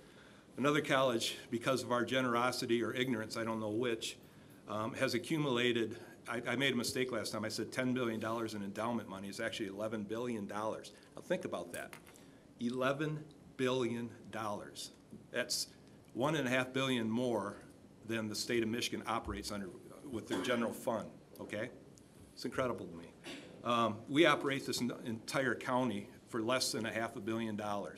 Less than $500 million to operate this entire county with all the services we provide. They've got $11 billion. Good for them. You know, I think they game the system. I think all these colleges are gaming the system. They've got plenty of people helping them, okay? I have talked to legislators who say, yeah, you're right, but we don't want to touch it. It's a volatile issue. I talked to one legislator, I won't tell you who he was. He thinks we ought to fund them at $1 each next year, $15. And take that money, that $1.75 billion, bring it back for some of these local things. Because right now, they've all got endowments that are just they're insane. And I just think the money's out there, and there has been no reform whatsoever with higher education funding. You can't tell me, you talk about this palace atmosphere and high ceilings. You walk on these campuses, they're building shrines. Students are leaving with a lifetime of debt because they can't afford, you know, the tuition, and that's what the money was supposed to be used for. Michigan State University is taking money, taxpayer dollars. They're going to be paying off victims of Larry Masser. Whatever his name is, the bum. But anyhow, I think the money's out there. I would love to, if this thing doesn't, it's going to get through here. It's going to go on the ballot. And if the folks vote it down, I wish you guys would come back to me and work with me with our legislators, because there are some people that are sympathetic to this. And I think we can bring some of that money back. Governor Snyder's all about, you know, these initiatives here locally, but I think he's a little bit blinded by this higher education component. I really do, and I think a lot of legislators, if we could get some sort of a movement going here locally, I've already talked to a lot of people that'd be willing to do it, and I would invite you to come back if it does fail and suggest that they reform higher education funding, because it's all education money. I think a lot of it's being misappropriated. So that's my only comment. Thank you for your time, and thanks for allowing me to go there. Okay, Commissioner Melton? I already said mine. You said what you wanted to. Anyone else? Commissioner Womack? Yes, Mr. Poinstein, you definitely need to be educated on education, because what you don't understand is you look at any program that's being financed for education, unless you think that the group that has brought this and all their work is a bunch of total hogwash, which you have some of your own commissioners who have attested that they believe that this can help in some way, and they do appreciate the work that has been put into this research, then you just don't understand education. I don't care if the feds say, okay, forget these kids in Kent County, we're not sending any money. I don't care if the state of Michigan and the governor say, hey, we're going to shortchange those kids. We were elected by the people of Kent County not to shortchange those kids. And one reason I support this, like I said, I watched a lot of millages. I watch a lot of things come over our table. Some of them we just rubber stamp. How many times do I see something come over here where we can help in education? But I still understand your reasons, because if I looked at our education system and how it's running, I can understand somebody. So I don't look down upon anybody else's opinion who votes no, because you look at the education system, it might make you give up. But no one should come after me for not giving up. I'm not giving up on our kids. I'm not giving up on programs. I'm not giving up on nonprofits who are trying to help our kids. We have nonprofits that are in my community taking advantage of African-American children. They get money from the state, they take all our data, and they say, hey, we're gonna help this black community. And we walk in a nonprofit, and there's not one black person hired in a position, as if there's nobody African-American that has the education to be an executive director. Or whenever we have an executive director, it has to be a co-executive director that is white. This is what our children see in our community, that we not only are not getting educated correctly, people are telling us we don't even have the capacity to be educated, and there are people out there that believe it. So if someone even knocks on the door and says, I'm concerned about your education. If they even mention education, even when we're talking about it today, even if you're against education, every time it comes out your mouth, it helps. Education, if we don't know how to build an iPhone ourselves, if our students can't come in here today and write a diagram on how to build an iPhone, we are being left behind. If every war that protected our freedom, and I give my hat out to all our veterans who have been out there and risked their life for our freedom, but one of the reasons some of them return home is because the education that was able to build the tools that kept them safe.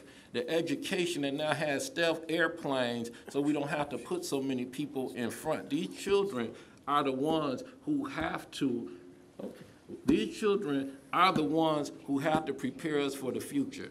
So if we're talking about going from 2.5 to 3 point, that's a dead issue. We don't have to go back over what I said, my reasons why I wanted to see 3.0. It's 2.5. It's time for us to vote on it. We're either for it or we're against it. But I stand by everything I said.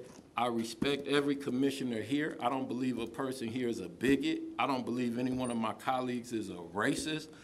But I do believe there's a lot I'm going to learn about 22 townships out here. I'm already learning a lot. When I first got on the Farmers Agriculture Board, I thought it was punishment.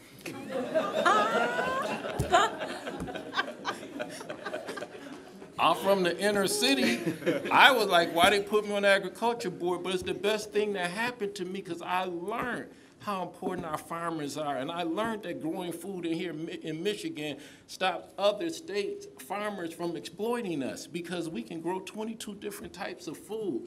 I learned how fast my economy could elapse if I don't support farmers. So I don't think anyone's a racist. I don't think anyone's a bigot. I just think it's our job as commissioners coming from all different cities and all different townships to be able to show each other a different perspective so we could all understand all the people we represent. And I hope everybody else is ready to vote, because I am. Vice Chair Bolter. Chair, I move to call the question. Okay, the question's been called. My understanding is that is a majority vote. Majority vote. Majority vote. All in favor of calling the question? I move for a roll call vote on this. Okay, we'll do a roll call vote. It's a roll call. To call the The roll question. call vote is on the call to question. Correct. On the motion to call the vote to question, Commissioners Vonk. Yes. That means that vote. we're going to vote. No more discussion. Proceed to vote. Oh, sorry, okay. On the motion to call the vote to question, Commissioners Vonk. Yes. Cantor. Yes. Morgan. Jones. Yes. Vice Chair Bolter. Yes. Commissioner Steck. Yes. Ponstein. Yes. Voorhees. Yes. Coleman. Yes. Reevy. Yeah. Mast. Yes. Melton. Yes. Hennessy. No. Talon. No. Olkowski. No. Womack. Yes. Thorndike. No, I had something to say. Say the Skaggs. miscellaneous. No. Chair Salfeld. Yes. Mr. Chair, you have 13 yeas, 5 nays. The motion passes. The question is called. Okay, so what that means is we now are voting on the original motion as presented, as originally motioned and seconded. This is a roll call vote, so I will again turn it over to the clerk. Thank you, Mr. Chair. On the motion to adopt Resolution 6/28/1847, Commissioners Vonk, Yes. Cantor. Morgan.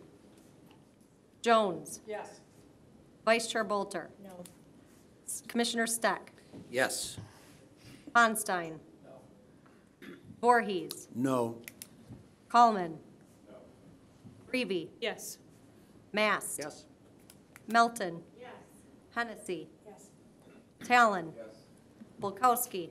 Yes. Womack. Yes. Thorndike. Yes. Skaggs. Yes. Chair Salfeld. Yes. Mr. Chair, you have 13 yeas, 5 nays. The motion passes. The resolution is adopted. Very well. We will then move to public comment. This is a 1-minute public comment period. And again, if you have any comment, please state your name and address. 30 seconds. Okay, thank Lou you. Chamberlain, 2025 Shadowbrook. I just want to thank the commission. There's been a lot of passion in this chamber over the last week or two, especially today. But this has been a very thorough process. And we are appreciative of everybody's opinions. We are appreciative that you have approved this millage to go to the voters, perhaps not at the amount we originally asked for, but I will guarantee you that we're going to work hard to pass this millage, and we will take that money if the voters should approve it, and we will work very hard to make a difference for our kids in Kent County. Thank you. Thank you. Any other public comment? Now, you realize you have miscellaneous. Yes, and I That too. And I hope, and my name is Robert Womack, and yes, I am a county commissioner, but there's some things I have to address just as a citizen, and I hope people who are seeing me for the first time don't think I talk this much at every meeting, but as he said, this has been a day here at the county commission. I just want to go on record as a citizen and say that I appreciate the people coming out today, and I support their freedom of speech. I want to thank our sheriff department and for making decisions that law enforcement has to make and not following any orders that came from here to remove the people, remove anybody. Because with today's social media, any contact with police can always be blown out of proportion, even when they're just doing their job. And I hope more law enforcement learn from today. There was a situation that could have went further left than it was going, but I think our sheriff department made the right decision. I also like to go on record and say that Jim Sawfield is not a bigot. He's not a racist.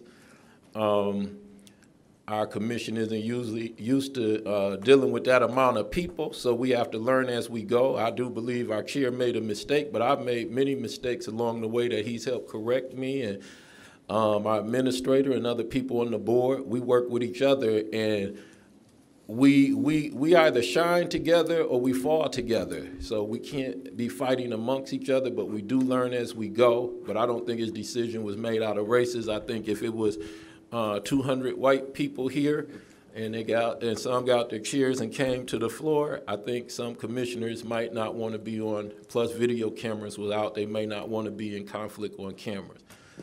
But with that said, I do agree with the people, because when I study ICE, I know they were created after 9/11, basically to help with immigration and terrorism, and that would be people who would come in this country and pose a threat as 911. But now that is turning where it is concentrated in our Latino communities, and it's terrorizing those and it's harassing those who are born citizens here, and I agree with the people coming out today. And I thank them for coming out to speak. And I just really wanted to go on record with my thoughts about that, and I didn't think I'd be able to, just as a county commissioner, do that. So I just wanted to do that as a citizen of Kent County. Thank you. Thank you. Any other public comment this morning? Good morning. Good morning. August True, 2957 Reeds Lake Boulevard. I have a lot of thoughts about what transpired today. It was quite interesting. But one thing that really struck me was the fact that all of these people come out and protest, the community comes out and protests something that they don't like. But where are they? Every month. Every month, you know, for a year, I've been coming to meetings, and this mic goes empty with no public comment. And the community does not participate in government. If we're going to be apathetic to our governance, we're going to get what we deserve. Other people are going to make decisions for us, and that's the way it's going to be. If we are not involved in a community, we aren't going to have any say in the matter. That's all I got to say. Thank you. Good point. I see another person. Good morning. Steve Faber. I live at 719 Livingston in the city of Grand Rapids. Thank you again for moving forward with the early childhood millage. I did want to bring up one topic that I didn't hear as part of this conversation, but was recommended from the millage subcommittee, and so want to get that on the table. to stay committed with general operating funds to early childhood. So one of the recommendations from the subcommittee was really that the dollars that are currently being given to early childhood from the general fund stay in place, and that you don't move that or shift that over the coming years when other things come about, and that you really stay committed, as you have for decades, to this cause. So I would encourage this body to pick up that discussion, to put some safeguards in place, even if it's some of you being a champion to preserve those funds for early childhood that you've already committed, in addition to what may be secured through a special millage. Thank you. Any other public comment? I do not see any. We will move to reports. And I will call on Commissioner Korndike. Thank you, Chair. Finally get to talk. The airport passed its master plan yesterday, our 20-year vision for what we think our airport would be. I would encourage everyone to go on our website and take a look at that. Some of the highlights are a new air traffic control tower, an FIS, expanded parking with maybe another parking structure. So we're expecting a lot of growth and economic activity coming through our airport in the next several years. It's truly one of the biggest economic drivers we have in this community. With that, our past year activity numbers, I'm sure most of you have already seen this, are now at 14.6%, up from year over year last year. The national average has seen an increase, but that increase has been more like 4.5%. So we're triple what other airports are doing in our growth. I think that shows what great things are happening here in our community. Thank you. Good. Commissioner Mast. Thank you, Chair. I wanted to follow up. I think all of you got the press release from the decision by Scott Gilman, the Executive Director of Community Mental Health, to not move forward with renewing his contract. We agreed to accept that immediately, and we are moving forward. I just want to assure the commissioners and the community that we are still operational. We've appointed a transition manager, Mr. Bill Riley, who was kind of recommended on the part of Scott as he exited, as well as the senior management. So that's moving forward. We're working closely with the regional entity, and we're providing services. So. Thank you. I have Commissioner Brady. Thank you, Chair. Last week, the lead subcommittee from the Community Health Advisory Committee met, and they went through and ranked all the recommendations from the lead task force, and they're working on matching those and identifying with public and private resources and finding ways to collaborate. And we had a great discussion. We have added a couple more people to the table too, including the Grand Rapids Chamber of Commerce. We have Andy Johnston, and then also Terry Land. She wanted to participate as well, and she just brings a great voice to the table too. So lots of people want to be involved. Excellent. Commissioner Ponstein. Thank you, Chair Salfeld. Briefly, there was a press conference this past Monday by the Kent County Land Bank. Just want to notify people that the name of the land bank has been changed. It's now going forward going to be called Innova Lab, and that change just to kind of reflect what we do more than what we are being told that we do. The City of Grand Rapids released their tax foreclosure list. After hearing from a lot of you, it's great to say that the land bank is not accepting any tax foreclosures from the City of Grand Rapids this year. As always, the City of Grand Rapids can choose how they want to dispose of those properties. We are moving forward more in the direction of affordable housing. We are now teamed up with the State Land Bank. Governor Snyder's behind it. There's state monies that have been pledged to try to do a pilot program here, and I think a couple of houses are being placed this week, that not only will this be for Kent County, but a pilot that can be utilized all throughout the state. So I'm excited for that going forward. As always, the strategic plan that we're operating off of is now online. If you ever want to see the minutes, those are online. And hopefully we can get the executive director in here in the near future to maybe go over what the vision is for the affordable housing plan. Thank you. Commissioner Stack. Thank you, Chair. First of all, thank you to my colleagues for their support of the proposal to fund the auxiliary ISF account. That is a key step in the ability to stabilize the system. Frankly, if Kent County did not support that, then I would predict that the rest of the participants would have stepped down and not participated, because we're such a significant part of what goes on there. Just in the number of enrollees, we're about 53% of the enrollees in the entire region, so you can see what we do pretty much controls what the rest of the region is able to do. I indicated that we're only addressing 2018. 2019 at the PIHP is going to be something entirely new and different. We have already made the decision to move forward with a managed care entity to contract with them to provide the technical services. This past week, we did select Beacon Behavioral Health Services as the entity with which we would negotiate for purposes of providing those services. So we're now in the process of negotiating with them on what the terms and conditions of their services will be. But it is intended to include asking them to provide the primary risk coverage. As you know, having that pot of money is the difference between survival and not survival, and so we're asking them to participate at that level.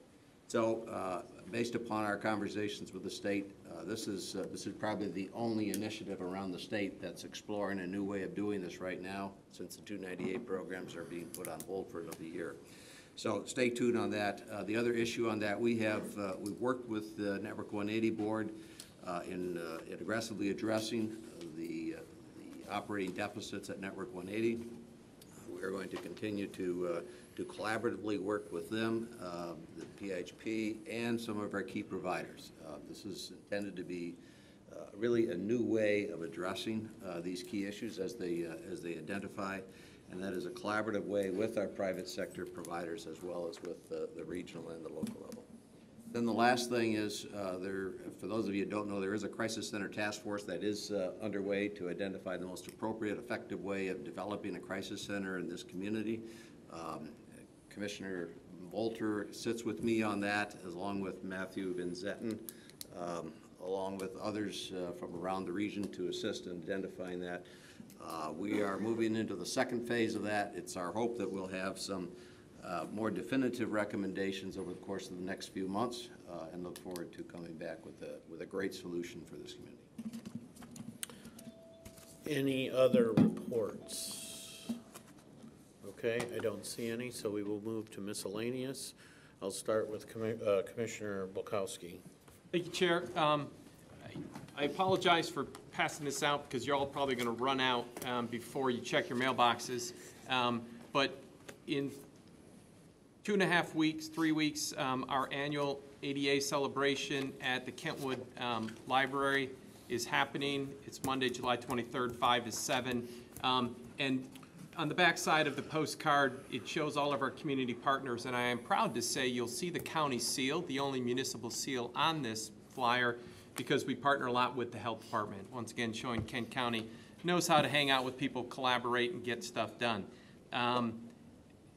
Also, I just want to say a small amen to Commissioner Antor's conversations. I look forward to driving to Lansing with him and meeting with our legislators locally, because I too have opinions on how dollars are misspent.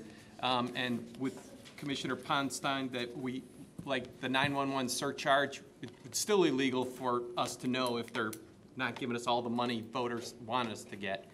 And last but not least, I too echo Commissioner Womack's comments in support of the issues that were brought to our attention this morning, in spite of how they were brought forward, or some of our opinions on the how.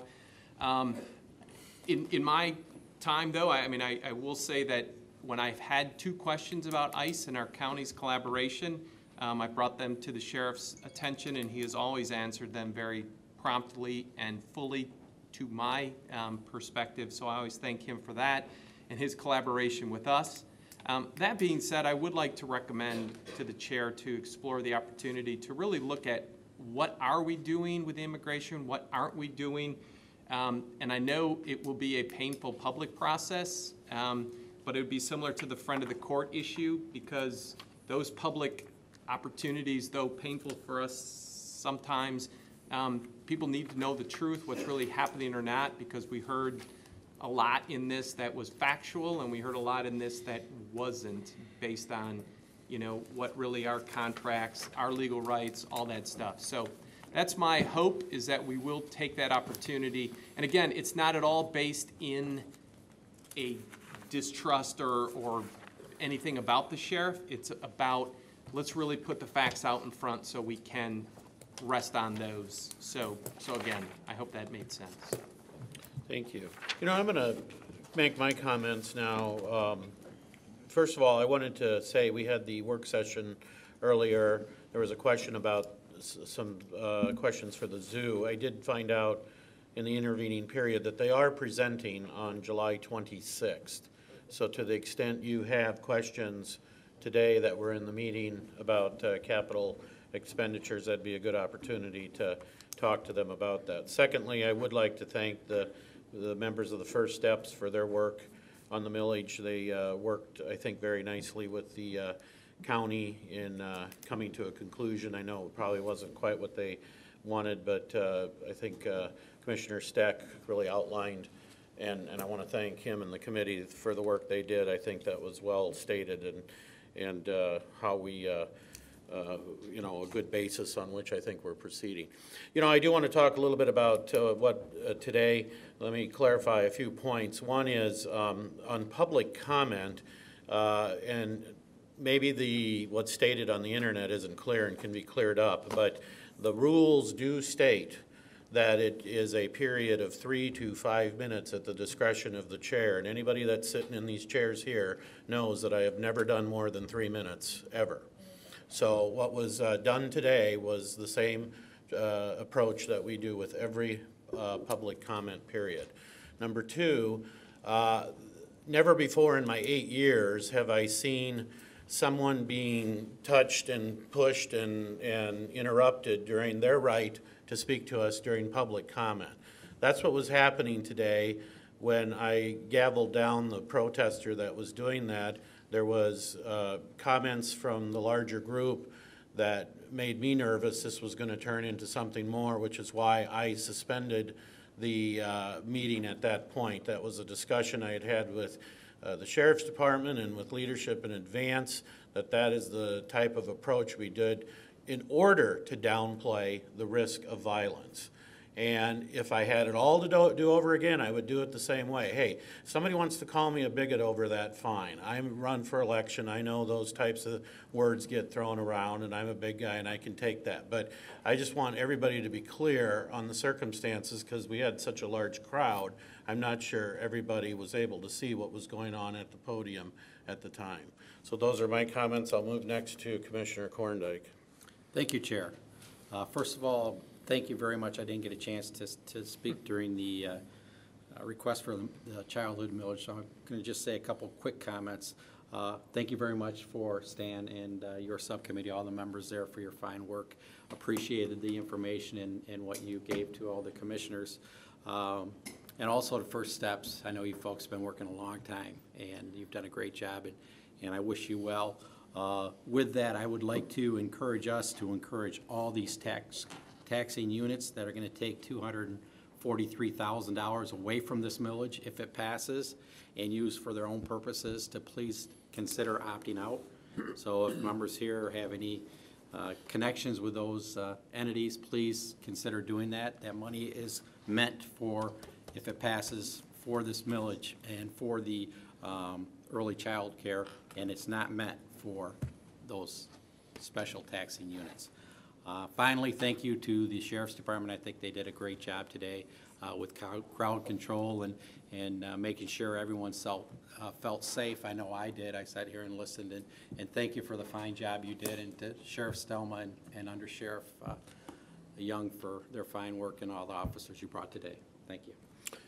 Commissioner Voorhees. Thank you. Many of us remember former County Commissioner Marvin Hiddema. Marv Hiddema served for 20-plus years on our board from Granville.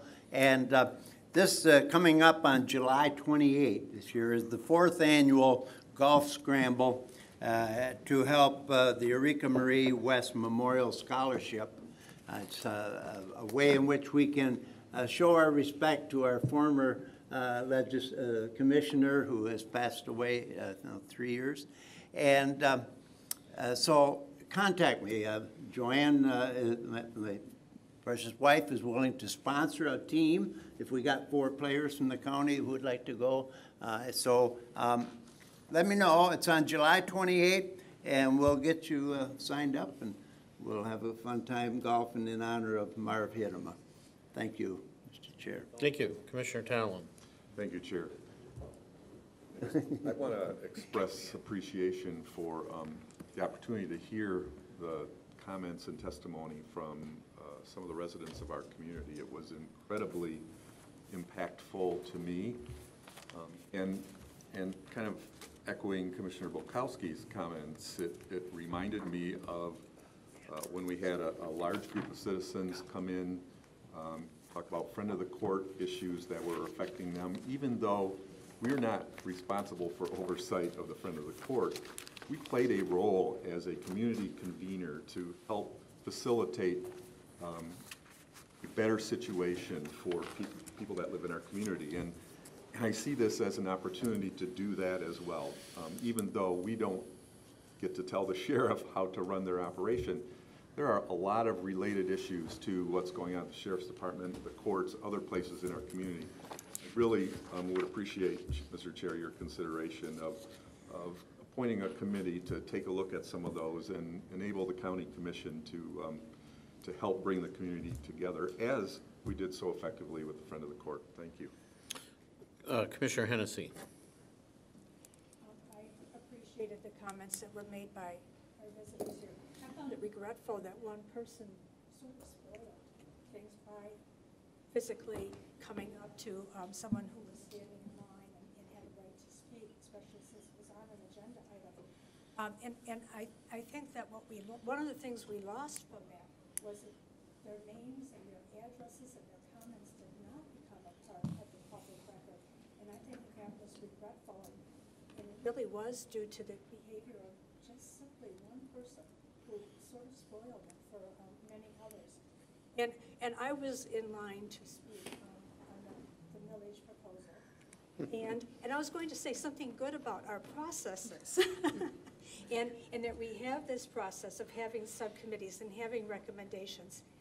And I'm supportive of it. Then the process kind of worked against me because Robert's Rules of Order came in, and some of us did not get that chance to speak even one time as to the main motion. So, but that's just part of the game, I guess. That's part of the process as it does work out. It was done by a vote. Commissioner Antor. Thank you. One, I wanted to thank everybody who has stuck through this. You're very patient, and we appreciate it. Two, as far as the public comment this morning, I appreciate the temporary adjournment. I think it absolutely was needed. Maybe I didn't see it right, but I did see the lady approach the gentleman who I think we need to reach out to and apologize to, and maybe we can take his comments. But the minute you gavelled her down, then everybody came forward. So I didn't see all that much respect for the process. I saw everybody from there come up here just because we're following our rules. So that's my only comment. I was ready, willing, and able to sit through all the comments. I was looking forward to hearing what people had to say, and I've never walked out of public comment ever in my life. But when we adjourn, I think it's appropriate that we leave the chambers, and I think it was a good call by you. So thank you. Thank you, Commissioner Womack. Yes. This morning, this is what democracy looks like. And we're living in a country where last week a Caucasian lady called the police on an African-American child who was selling water. She was selling water, and what the Caucasian lady saw was a crime. But now it's in front of the whole world, and the world is like, we don't see a crime. How does this person see a crime with a 9-year-old selling water?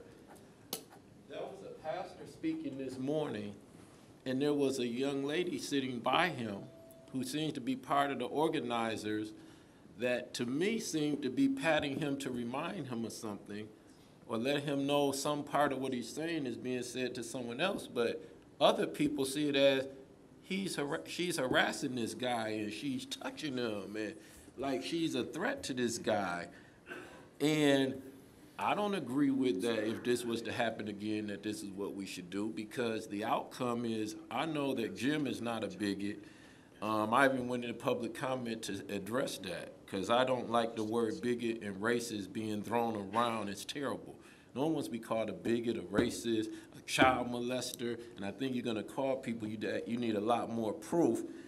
But at the same time, we don't want to give the appearance of bigotry. And when someone calls us a bigot, we should be asking, why would you think that? You don't really know me, but maybe something you saw in just this moment made you think I'm a bigot. I need to embrace you and let you know. That's what I'm trying to save a girl's child from falling, and she comes to the store and I'm holding her child. No, I'm not a molester. Your child almost ran in front of a car. You know, I'm going to explain it. I'm not going to sit there and think that if I have a disagreement with somebody, there's not something we could learn on both sides. Martin Luther King is a person I look up to, a guiding light in my life when I get off course. And he was willing to go to jail for civil rights, freedom of speech. And that's why I stood with the people today, because I'm like, if they're going to go to jail just because they're voicing their opinion, these are the people that voted us in. Then I have to go to jail with them. And I always give kudos to this board. I have learned so much from working with you. Some people don't believe in God. They hate when I bring it up. I believe in God, and I believe that God brought me to a whole nother level in my growth by being able to meet people who are from different townships and different areas than I was there. But I beg that this commission, as much as I give you credit from the things I've learned from you, I brag in my community the things I've learned from you. Even the way you handle your disagreements, and we still shake hands at the end of the day. We don't hold it personal. That's growth. That's being adult and mature. But I would beg this commission, even with me being a younger commissioner than some of you, that you allow me to teach you a few things along the way so we can all serve our community better. We cannot continue as business as usual. This commission was blamed today for things that some are totally out of your hands, which means we have to do a better job with advertising and marketing to the African-American community and the Hispanic community. Everybody does not read MLive. I do. I don't want a bad report from MLive. Okay, I do. But we have to reach out to the African-American community, the Hispanic community, so when there's myths out there, that we can get out in front of that and let them know what the process would be if they really want to make change. This was something made in 2012. Who makes this final decision? I would believe that the subcommittee that Mr. Bukowski is calling for should be made. There should be some minorities on those subcommittees. And we should be, as we talked about education today and how important it is, educating the community. I thank the people for coming out. They took the knowledge they had and the best way to get their message out, and they came today and they used public comment, and we can educate them on how we can take that to a higher level, a peaceful level, and I believe today was peaceful. And if we can't, if our sheriff's department cannot give the people what they want, then the people at least deserve an explanation of why we have opted into this situation with ICE. So I think as us being a part of the government, that would be our duty to continue this communication. Thank you, Commissioner Skaggs. Well, that was interesting. I really can't tell you how disappointed I am in this commission today. To leave during public comment without an official voted upon recess, I don't see anywhere in Robert's rules or in our standing rules where that's even allowed. And yet we walked out on people to hear them. And to call the question on such an important issue, like whether or not this millage is going on, before everyone on this commission who are voted in by this public were able to even talk once or to say their full say, I think is reprehensible. This commission today cut off debate by citizens and by commissioners twice. looking forward to adjournment and getting out of here. Commissioner Ponstein. Thank you, Chair Salfeld. I wanted to start off first,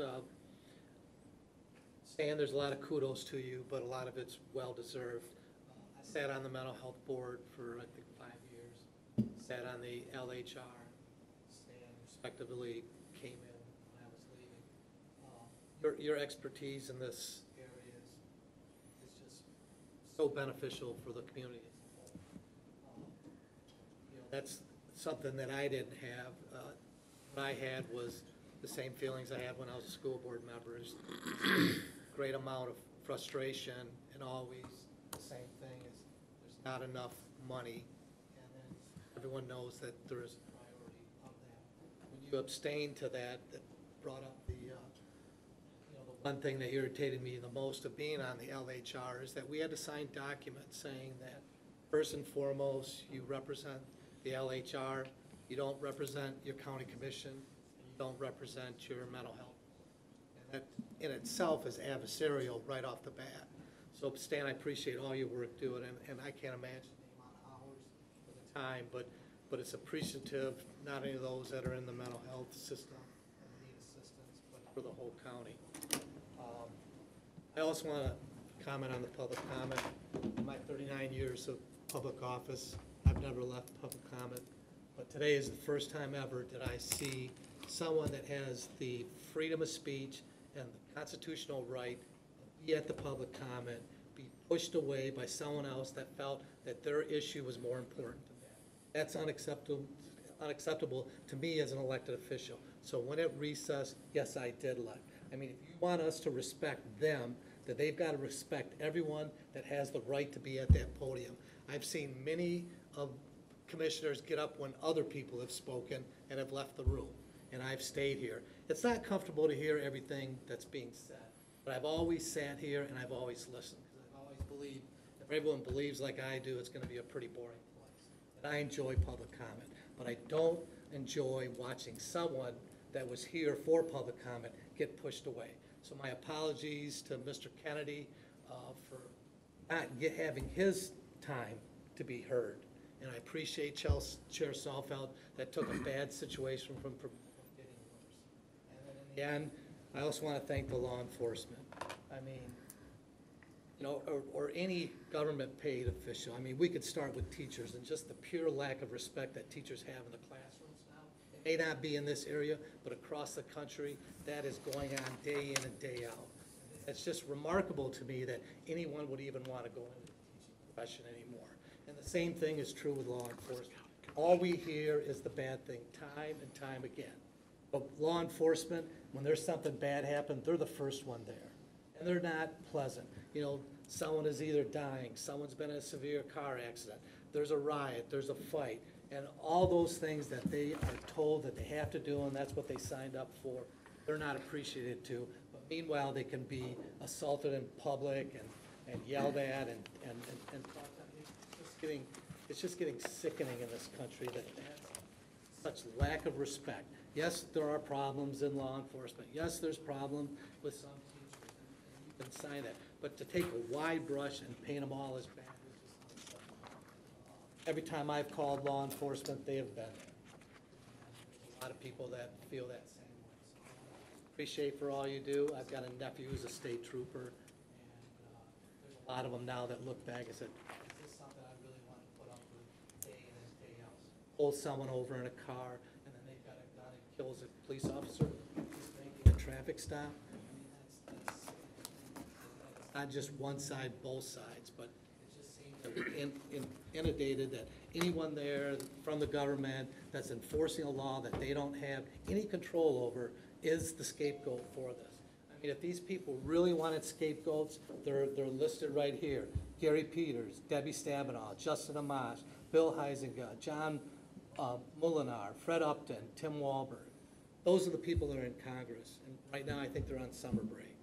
Maybe they're not, I don't know.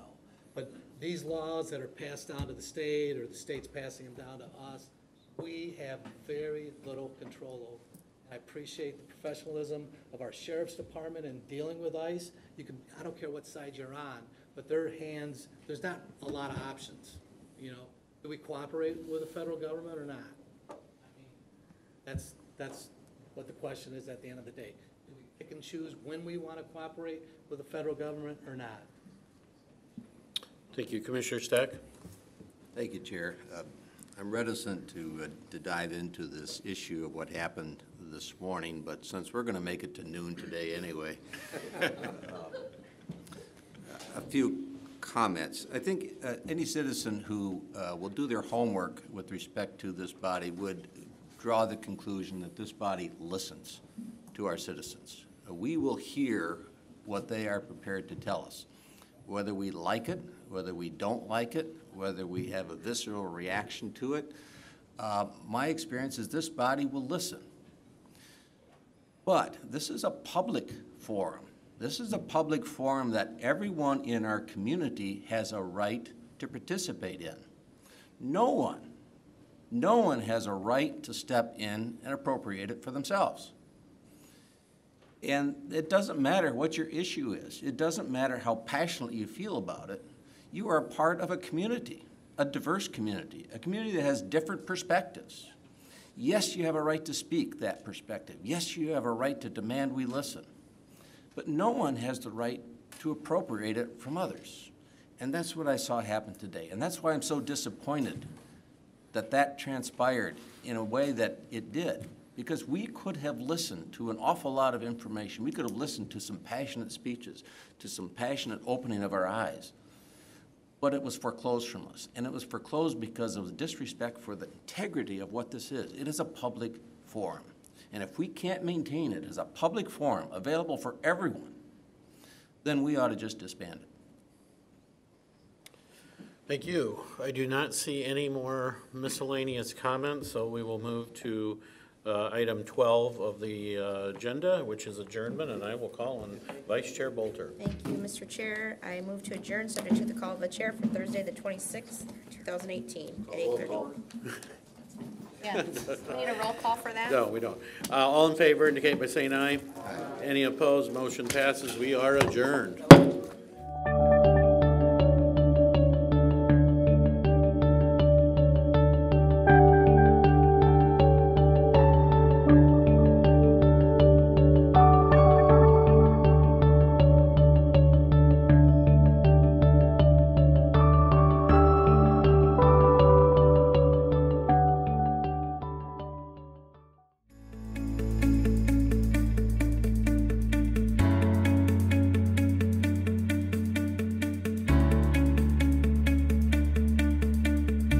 I am Kent County. I am Kent County. I am Kent County.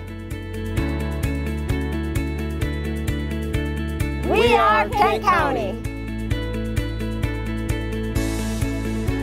We are Kent County.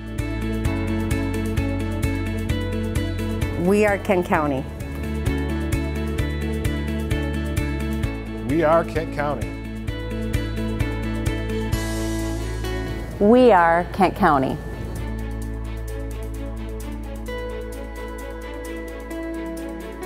We are Kent County.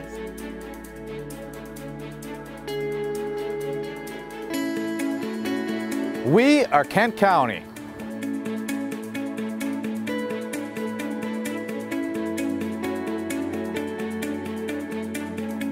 Beya, Kent County.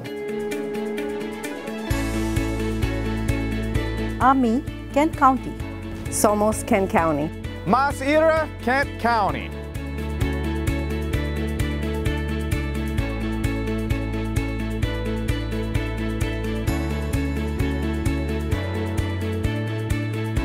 We are Kent County. We are Kent County. We are Kent County. Oh yeah.